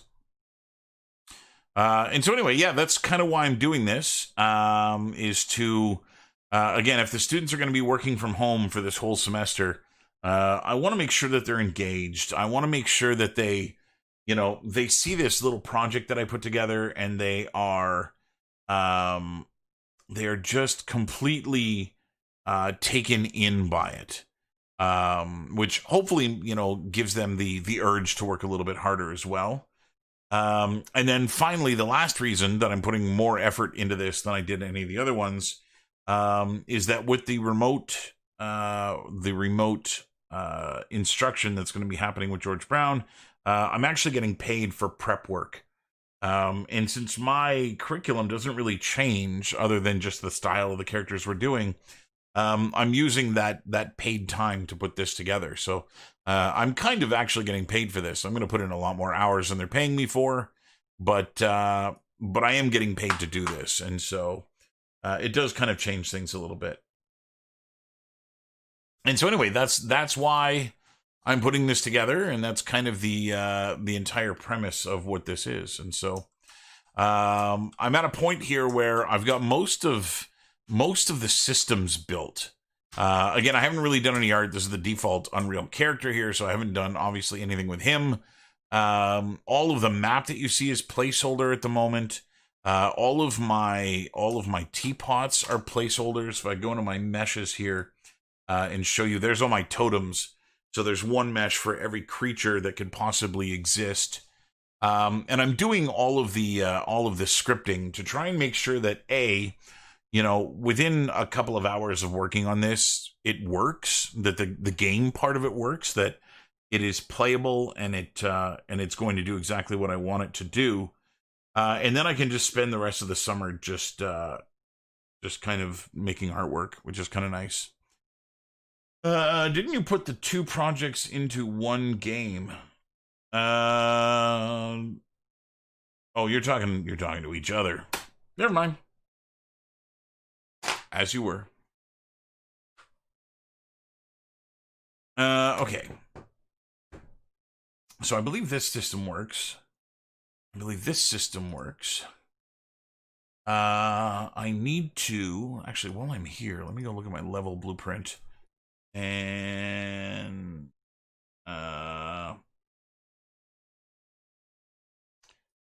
this, create... Okay, why don't I just copy this? Let's go open up the other map, which is where I should be working. Or yeah, you can save all that. Blueprint and level blueprint. And we'll put this in here. Put this in here. And then this is going to create the W main menu,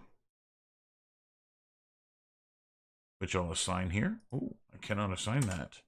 So let's go and do this and promote this to a variable, which we'll assign here and here and here, like so.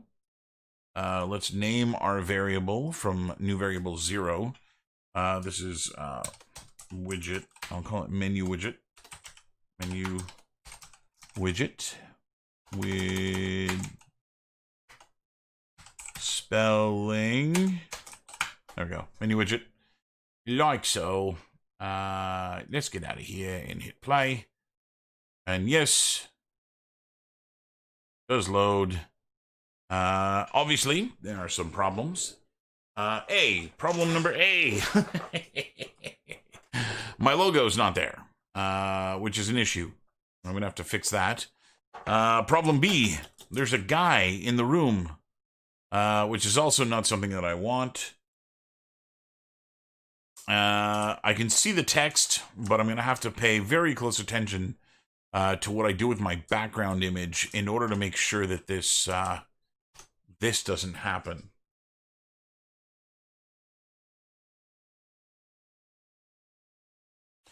So, if that works, let's go to level blueprint, and we don't want to spawn the character. That would be bad. Create the widget. Let's show the mouse cursor. Find the level blueprint menu. Yes, it's the menu. Show mouse. Mouse.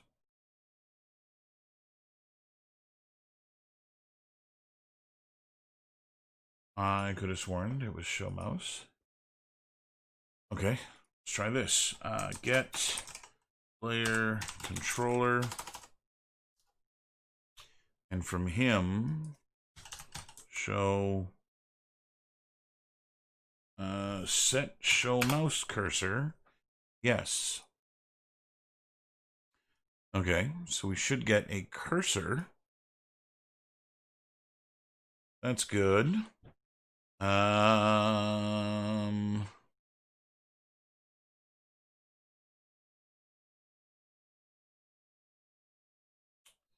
We want to set the input mode.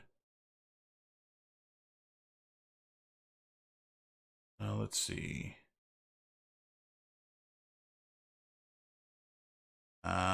Set input mode.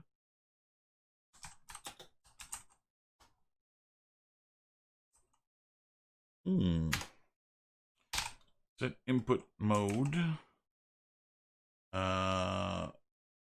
Game only. And then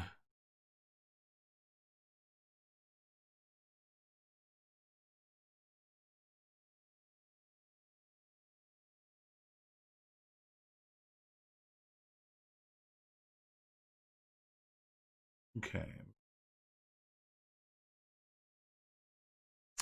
Art isn't hard. It's just one of those things that, like everything, you need to spend time doing to get good at.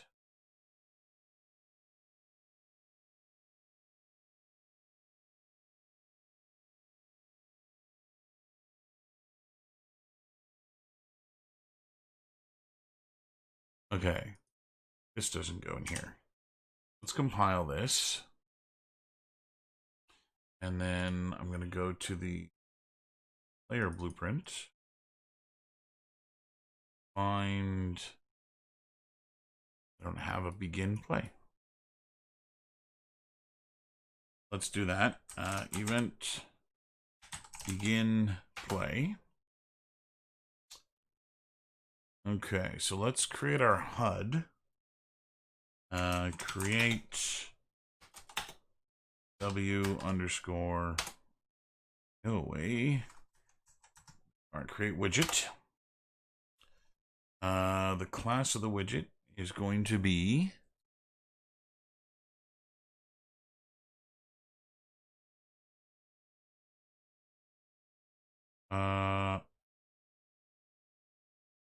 no, I don't need another widget.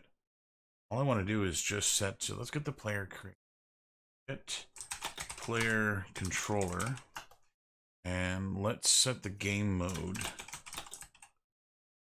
to game only. Send input mode to game only. Okay, let's compile that.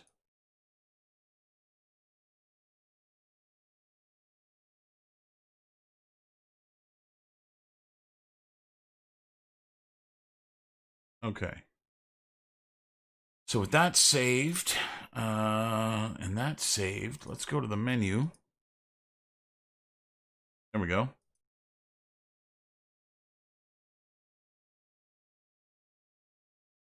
Stop. Play. Okay, why did it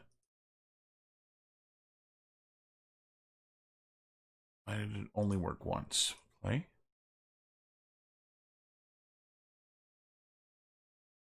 Name. Jofer. Ooh, we're going to have to change that font. Email address. Me at George Brown. Begin. Server logged in. Play an editor. Travel failure. Invalid URL. Reason for failure. Invalid URL. Game. Maps. Menu. Shutting down play and editor.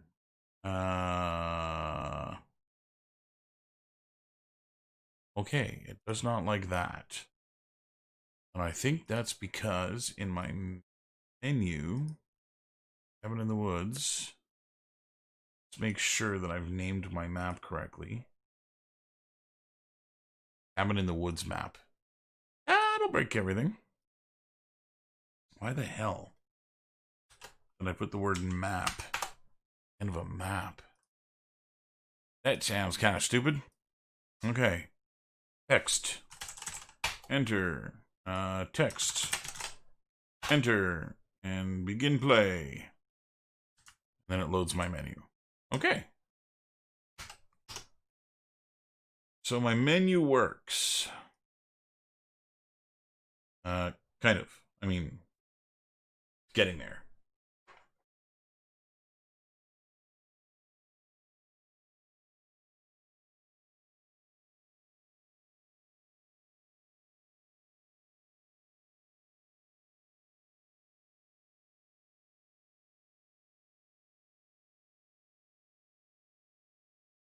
Yeah. I can complicate things a little bit.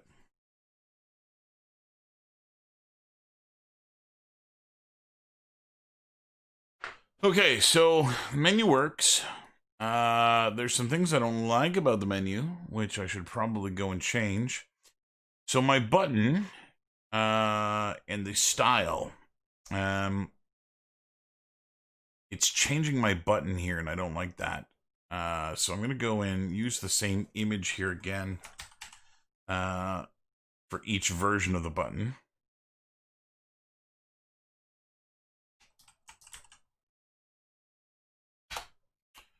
And save that. Let's try that again. Okay, so now I can type. I also I gotta fix the text entering. It's not so good. And now begin works. Okay. So I've got a menu that works, which, hooray, hip hip hooray. I've lost the menu. There it is. So I don't know what I'm going to do inside of the box, but right now, it's what I've got.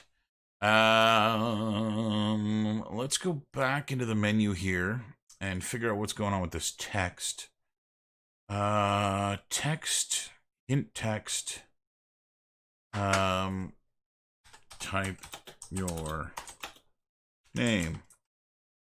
Hint text. Type your preferred name. Type your preferred name. I think I need a double R in here. Type your preferred name. Hint text. What you want to be called.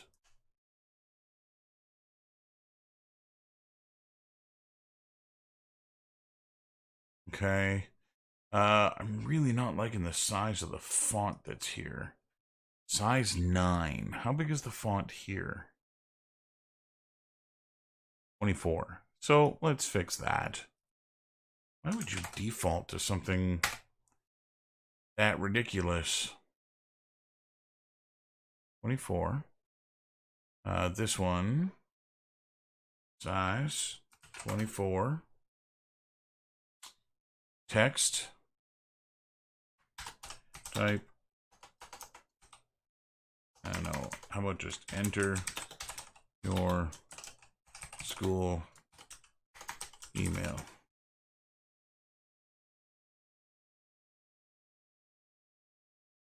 That one goes there. Yeah, this is really bizarre.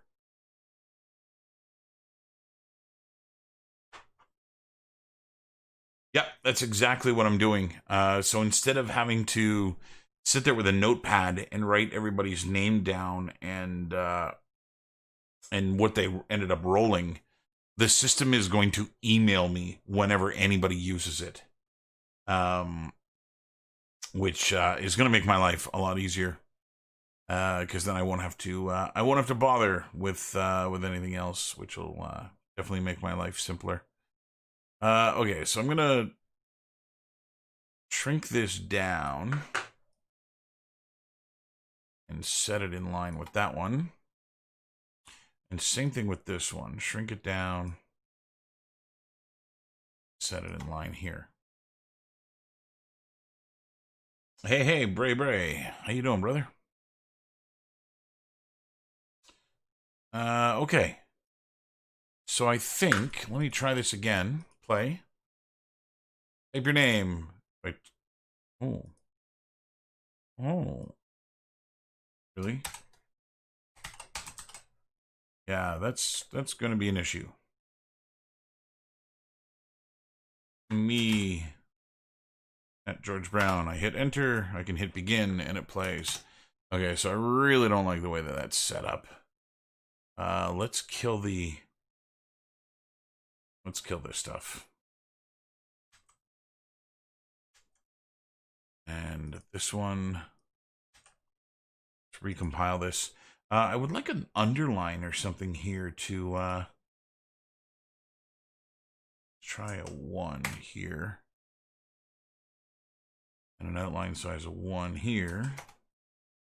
And compile that again.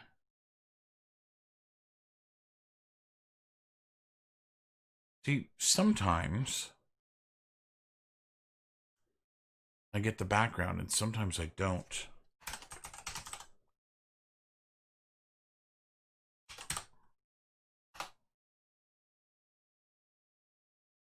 Okay. So we're getting somewhere.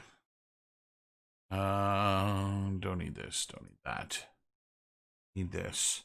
So one of the things that I'd like to do is, the cursor is visible when you're here, but it would be nice if it just automatically went to the text. That it knew you were going to autofill that.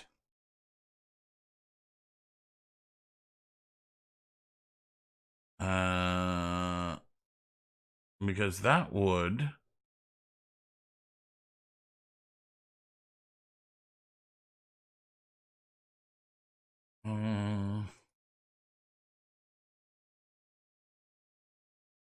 yeah, that would make my life a lot simpler if the cursor was just already there. Anchors, position, alignment, size to content, text, font, outline settings. Why are the outline settings not working? Outline material. Oh, because there's no material. There's a color. Let's go make this color and see if that works.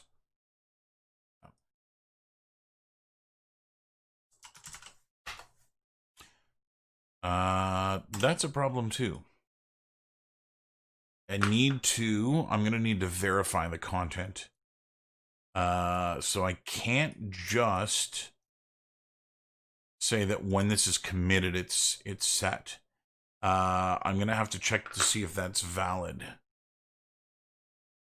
So let's do that. Let's pull out of here is empty. And we're going to do a branch. If it's empty, true, do nothing. If it's false, go there. Okay, so that won't allow me to put anything empty in here. So I don't want people just to be able to hit enter and skip the system.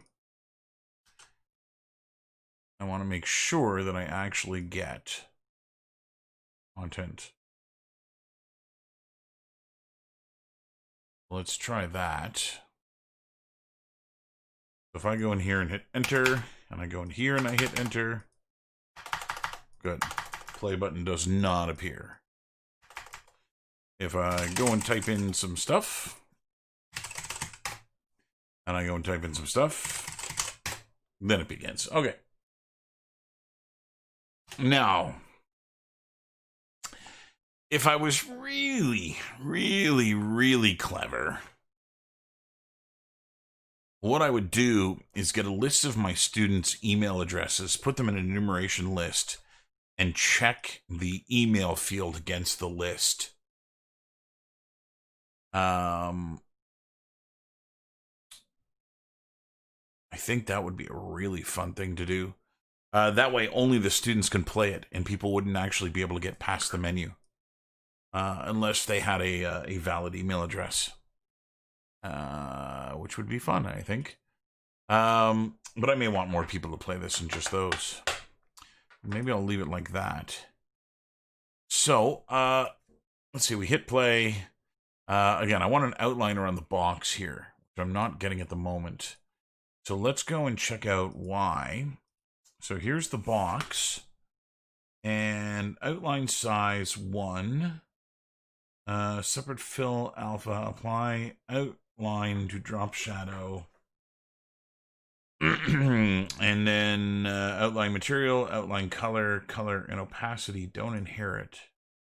Image composing, inherit image, read only is password, minimum desired width, justification.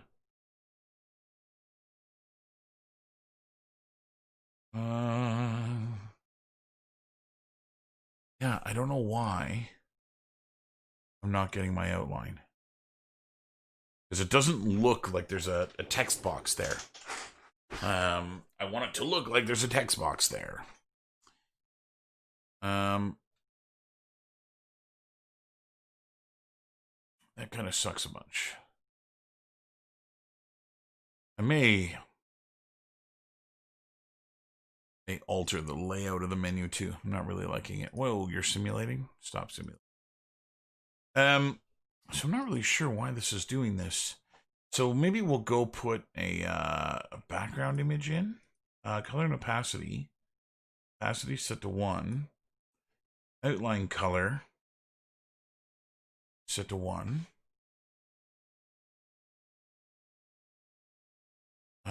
Where's my visibility? Behavior is visible. Is enabled.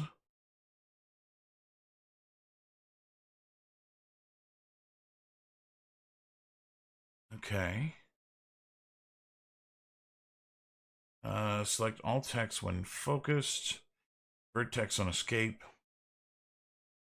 Clear keyboard focus on commit. Allow context menu, keyboard type. Virtual keyboard, I don't want. Yeah, I'm really perplexed as to why this is not doing what I want it to do. Rich text box. So maybe what I'll do is just create a border. I know it sounds pretty stupid.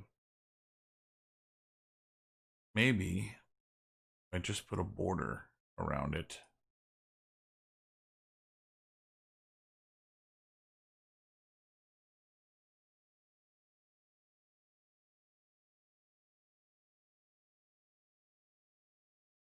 Right, the border is in front. So we need to reorder. Z order 0. That's not bad. The name field, Z order 1.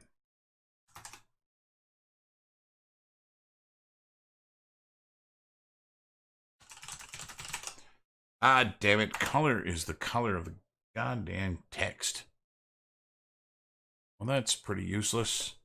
Color and opacity. Black. Okay. Name.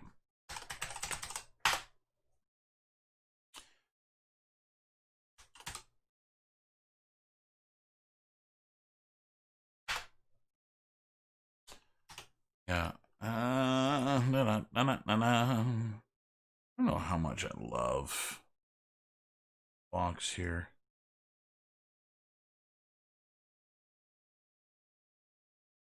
Why is the content? Wait, this is a border.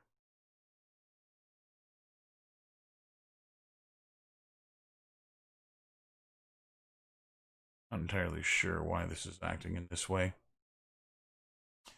This is another one of those things, though, that I think I'm going to delete that border. And I think I'm just going to make a layout here that I think is going to work a little bit better. So one of the ones that keeps coming to mind is the menu from The Last of Us, which I think would work really, really well for what I'm doing. Last of Us menu. So The Last of Us menu was just this shot of the window with light streaming through and the curtains kind of just billowing in the wind, with the menu just being text down the side. And I think that's one of them there things that would go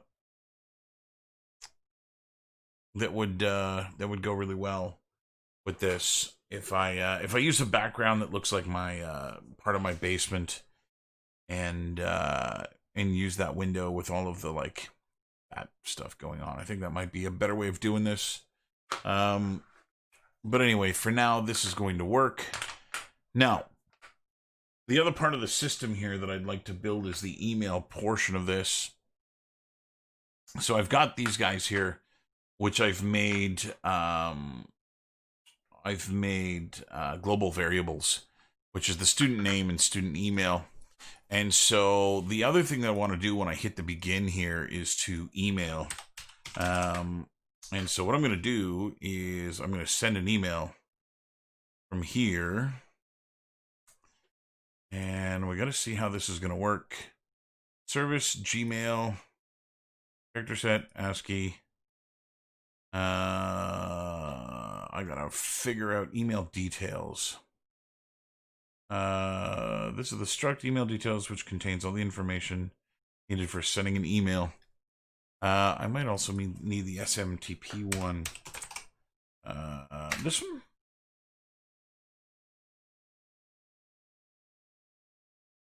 Nothing in there. Username, server name, port. So yeah, I'm going to have to look into how this system works. This is a plugin that I'm using in order to send email from the game. This one, username, this. So I think because I don't want to put my, I don't want to put any of my characters or input information to any of my email addresses into this, I think what I'm going to do is create a bum email address that I can use for this system, that I can use to then send that information to me. And so I think that's what I'm going to do. Let me get rid of that. Let me see what else is here in the email system. Make email details. Ooh, that's cool. User? I don't know. User. Email details. See, I think what I would like to do, let's get R2. Get our information here.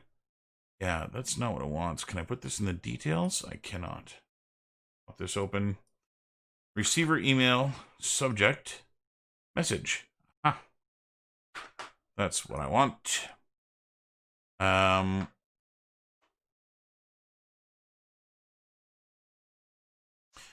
Yeah, it might, but what I'm going to do is I'm going to put a subject matter in here.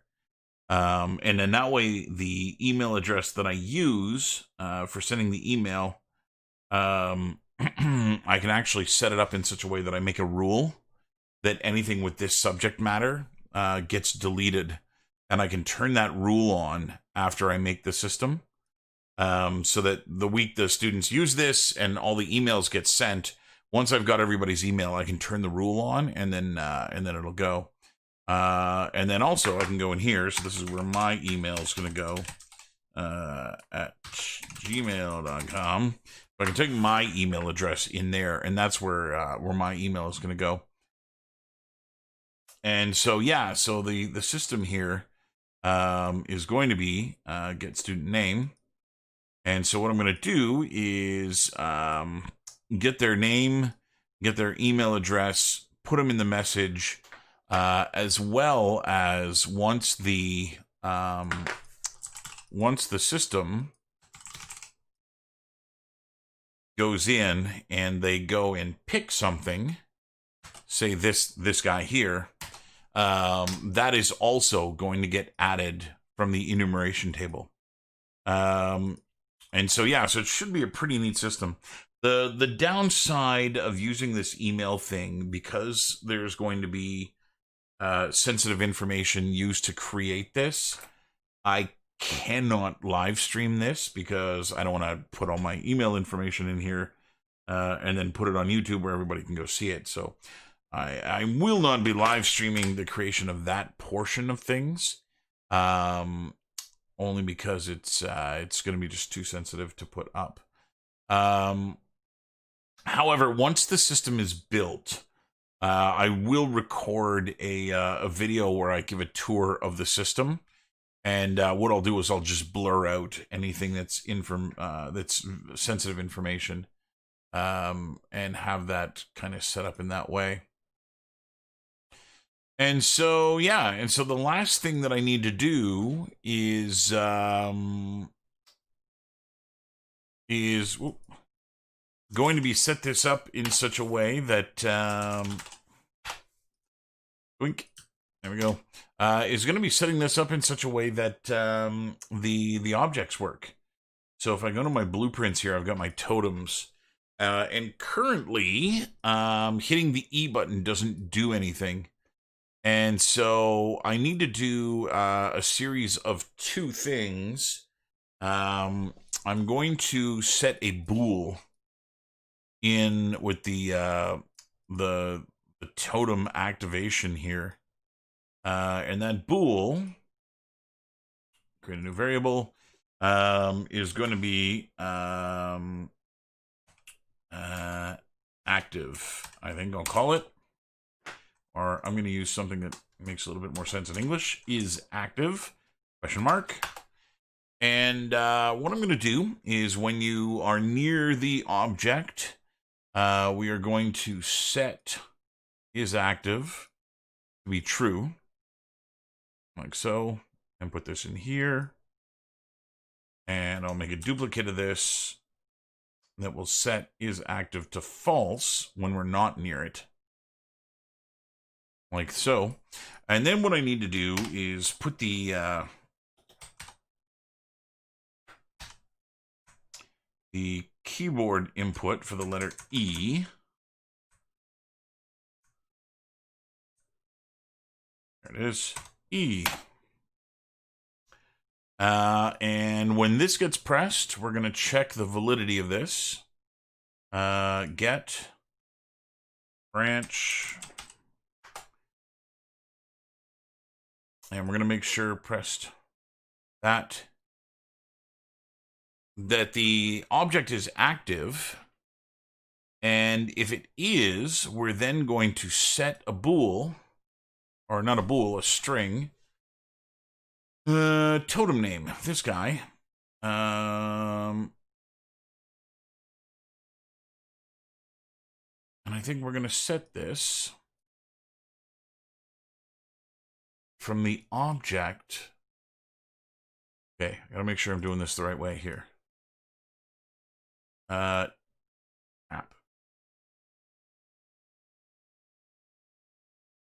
I have to make sure that I do this the right way, or I'm not going to get the right creature spit out. Right, so I'm doing this wrong. I don't want to set this here. I just want to get it. And then what I'm going to do is push that to another variable. So what I need to do is inside my assigned creatures here, this is where I'm going to take the totem name and set it. Now, this is where things get a little complex. Because I need to set the name. Am I going to have to do 50 of these things? This is about to suck a whole bunch. I would like to just get the enumeration data. En underscore creature.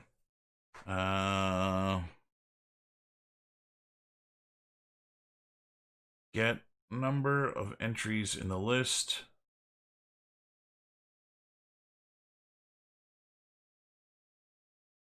Yeah. So that, yeah, so what you're looking at here is I made a list of all the creatures that the students can get. And this is actually going to make my life a little bit simpler. So here's my list, alien beast, and I can go and put a description of what that is here. And then the bride, killer clown, deadites. These are all the creatures that the students are going to get. And this is just, it's just a list. It's just a list of all the things that it can be. And what I'm doing is I'm grabbing a random integer between 0 and 49, using that to select the byte inside of this list. And if it's 0, we get alien beast. If it's 49, we get mutant cyborg.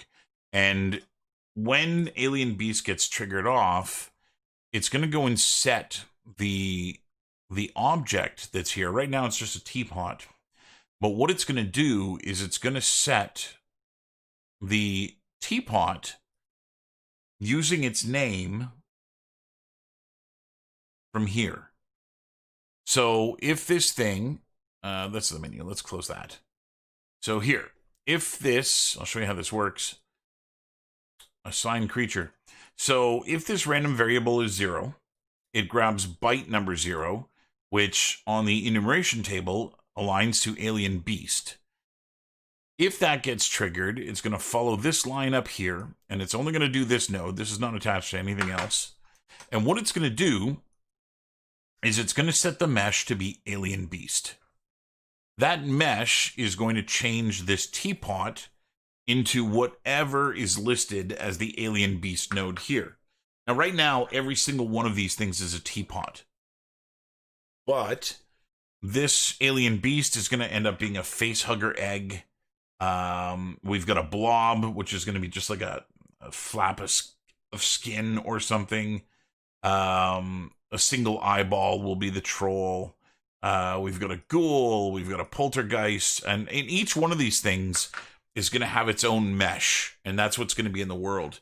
So the reason that I'm doing things in this way, if I load back up the world here, let's save everything, is that when I go and place these things, and this is kind of why I'm setting this thing up in this way, this object right here, this one right here, I have no idea what creature this is. All I know is that it's a creature. When I go to my blueprints and I go and drag another one of these things out here, I have no idea what creature that is. It's going to be random. Every single one of the little artifacts is going to be randomly generated. So that means that if one of the students plays the game and they're like, oh, I'm a vampire. If you go over to the washer and dryer and you look in the washer, there's a wooden stake. And if you pick up the wooden stake, you become a vampire. If that student tells one of their buddies to do that so they both get vampire, the other student will go over here and it won't be a wooden stake in the washing machine. All of the elements are going to be random all over the place. Now, if you want to see how that random works, and compile that again, what I can do is on overlap, let me just add a print in here. And let's just print the totem name. Like so. So if I go and play this now, whenever I get near one of these things, you should see it on the top. Oh, maybe I'm not actually setting that. Construction script. Don't need the construction script. Yeah, I'm not setting it anymore. Where the hell was I setting this? Set totem name. How the hell? No, that's not going to work there either. Somewhere along the way I was doing this. Was I? Oh, it's the static mesh. That's what I'm doing. Let's grab the static mesh and kill that. And we're just going to print the name of the static mesh. There. So if you watch when I play this here now, let me pop this open. Whenever I get near one of the teapots, if you look in the top left of the screen, you'll see the name of the creature appear. So that's the vampire. And if I go over here, that's the practitioner of witchcraft. Over here, static mesh, the bride. Underneath the stairs, we have the Grendel. This one is the alien beast, the bride. There's two of them here, alien beast and Freddy. And so if I hit escape and I hit play again, these will all be different now. So if I get near this one, that's a fire creature, cyborg, or Cyclops, I mean. Avius, that's a bird creature. Doppelganger, that's the evil twin. Over here we have a Medusa. And then finally this one is the bride again. And so yeah, so it randomly picks every time. And you don't know what they are until you kind of get near them. And so that's why I'm setting the system up in this way. So instead of having to have 50 different blueprints, with, one for each asset, all exactly the same except for the mesh that's there, the blueprint itself is generating, it's kind of just self-generating, which makes it really, really easy to set this whole system up. And so what I can do, that actually just gave me an idea, assigned creature. So once the static mesh gets assigned, I can set the name here, from the static mesh. Oop, like so. So if I do that, that'll set the name. So all I need now is for every single one of these outputs to go into one input. And what that'll do is it'll set the name for me. So if I go out from this one into here, and from this one into here, and from this one into here, all of these will all set that name once it's done. And so it'll take me a while to wire up all 50 of these things. But what that means is that it's going to actually set the totem name here, based off whatever mesh gets assigned. And so as long as I'm consistent in using my names, everything is just going to work. And so it means when I make whatever this snowman creature, whatever his totem is, I have to name it the same as his mesh. And in doing so, all of this system is just going to work. And so that'll make my life really, really easy. I've got a individual plan for textures. They're all going to use one material, which is how I'm going to get that glow to appear on all of them. And I may do something with that glow yet that will alter the way that it looks. But if all of these things go into the same next node here, then all I got to do is just make sure all those little triangles are white, indicating that they're all plugged in. Wait. Yeah, there we go. So this can go in here. This can go in here. This can go in here. And so this is actually a very similar system to the way that I did the Overwatch one. Because the Overwatch game also had a very large list of assets that needed to be done. In fact, the list is identical in size to this one. I'm just kind of reusing that system. I'm reusing the script that I'd written for that and how I got that to work. So in the Overwatch one, the country names are what was here. And the country names were also the list of the flags that showed up in the system. And so it gave me the ability to go and set all this up. And then I'm just going to write myself a sentence, which is going to be, student so-and-so, whose email address is so-and-so.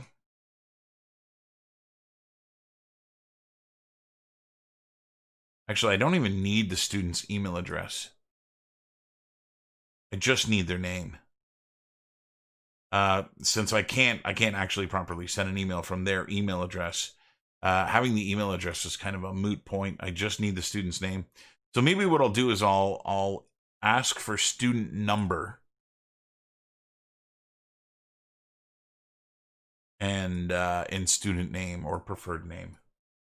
So there, that whole system should work now. I don't need this in any way. Let's do that. And now, let's make that variable global, the totem name, global variable. Let's recompile this. And let's just add another bit of, let's go into my UI here again, into my interaction widget. And I'm just going to add another bit of text up here, just for the time being. And I would like to set this text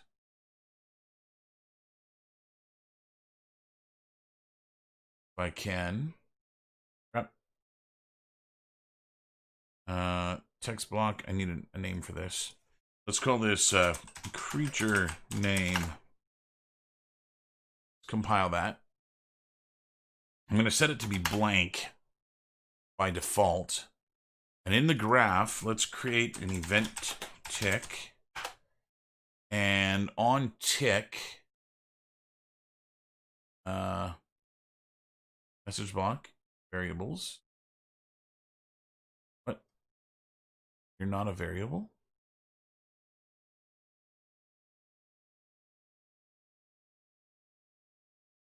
Why is that not a variable? Wrap with.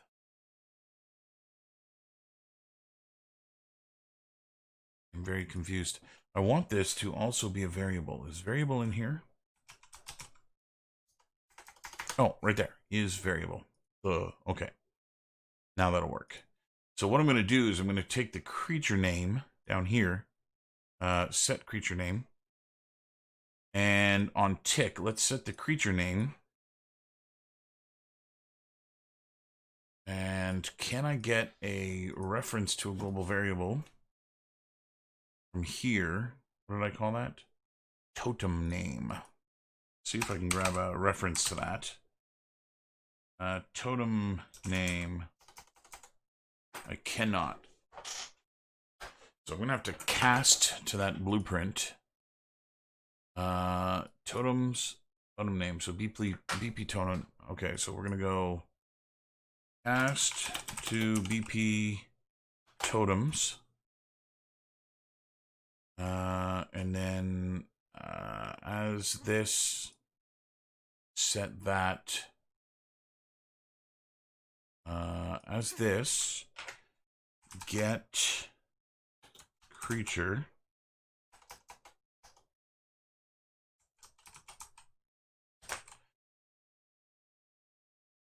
name. There, that goes in there. That's going to be broken because I need an object in here. Let's pull this out. Let's get totem.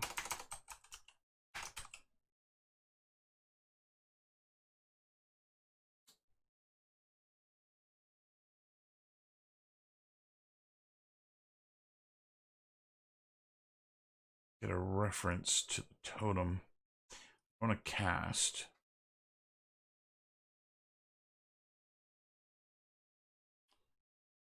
Okay, let's cast. I don't have any objects in here.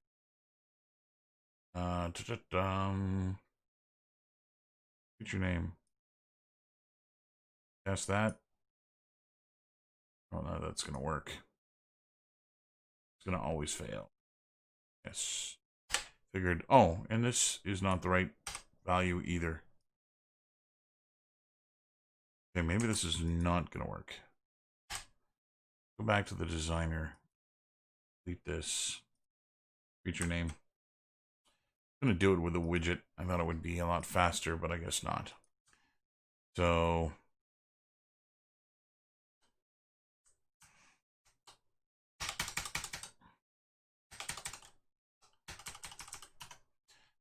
let's make sure event graph is active. Oh, I'm just not telling it to do anything. Totem name set. Totem name.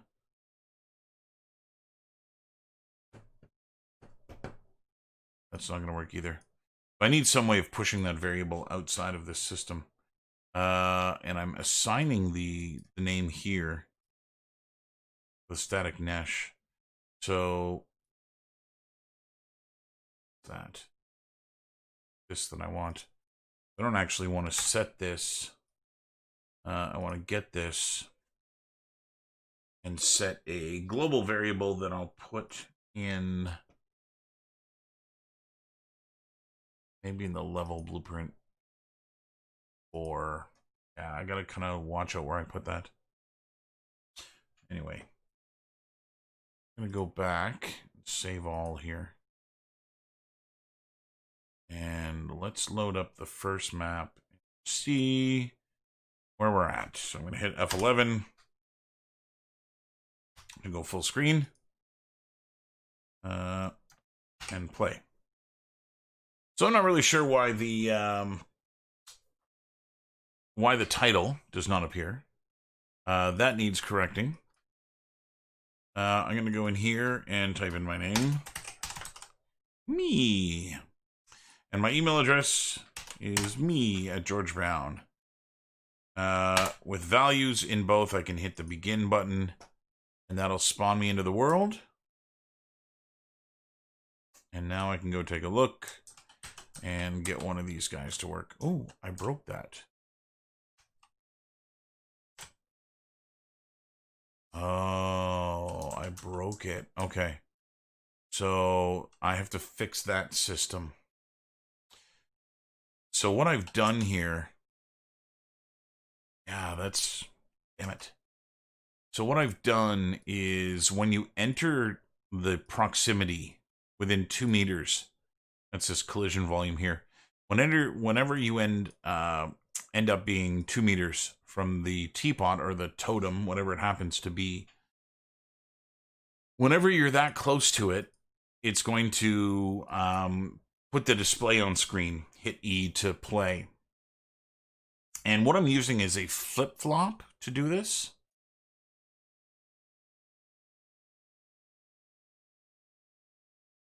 That's the material. Yeah, so this is the widget here. And I'm setting the visibility of the widget in that class. And if I go and do this, I'm using a flip-flop. So playing the animation once makes it appear, and then playing it again makes it disappear. And so I can't use a flip-flop to do this, because if I get too close to one of those things and I step in and out of the volume quickly enough, the flip-flop gets triggered. And instead of the text being there when I'm near it, the text is there when I'm not near it. So my idea of using the flip-flop and having only a single custom widget is not going to work. So I'm going to actually have to do 2 custom widgets. So this custom event widget visibility is going to have to be renamed widget visibility on. And I'm going to have to duplicate it. And this one is going to be custom event underscore widget visibility off, like so. We'll compile that. And this is going to go in here. And this is going to go in here. And I don't need the flip-flop at all. See, these are actually 2 separate systems now. I can compile that. And then in this one, instead of setting the visibility on, we are going to out from here, CE underscore off, and whatever widget that is. And we'll play this in reverse. That should, in theory,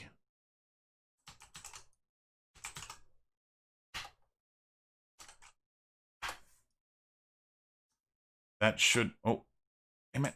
Oh no, that worked. I was under the stairs.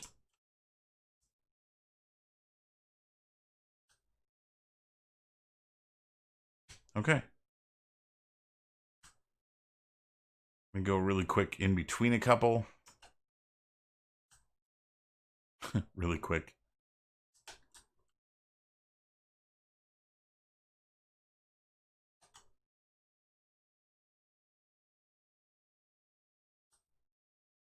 Okay.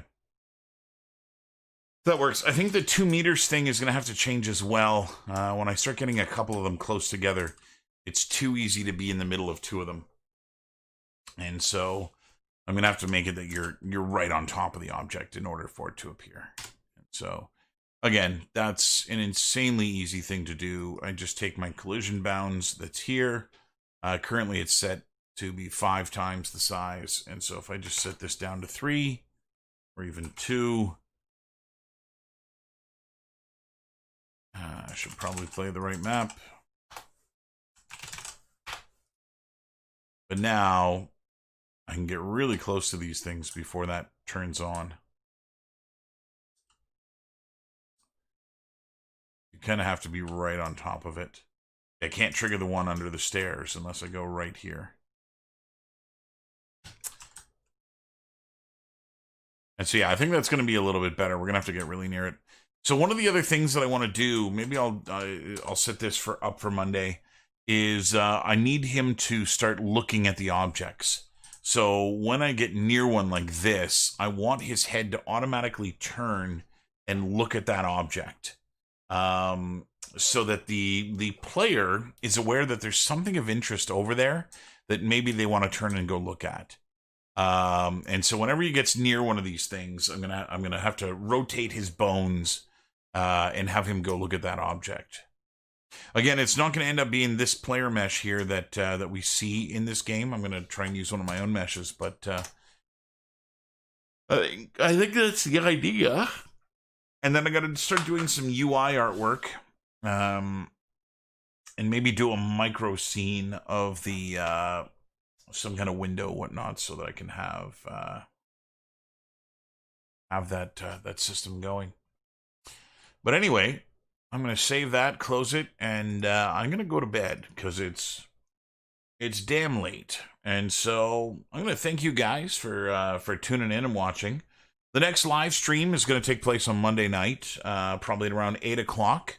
And again, I go to about midnight or so doing this. And so I'm going to try and get some of the work done on this in the weekend, though I make no promises. I'm not going to be committing all of that much of my family time to doing this. And so I want to spend some time with my kids and stuff. But come Monday, 8 o'clock, I'll be hitting this again. I want to get the email system up and running. And so if I do anything on the weekend, that's what I'm going to do.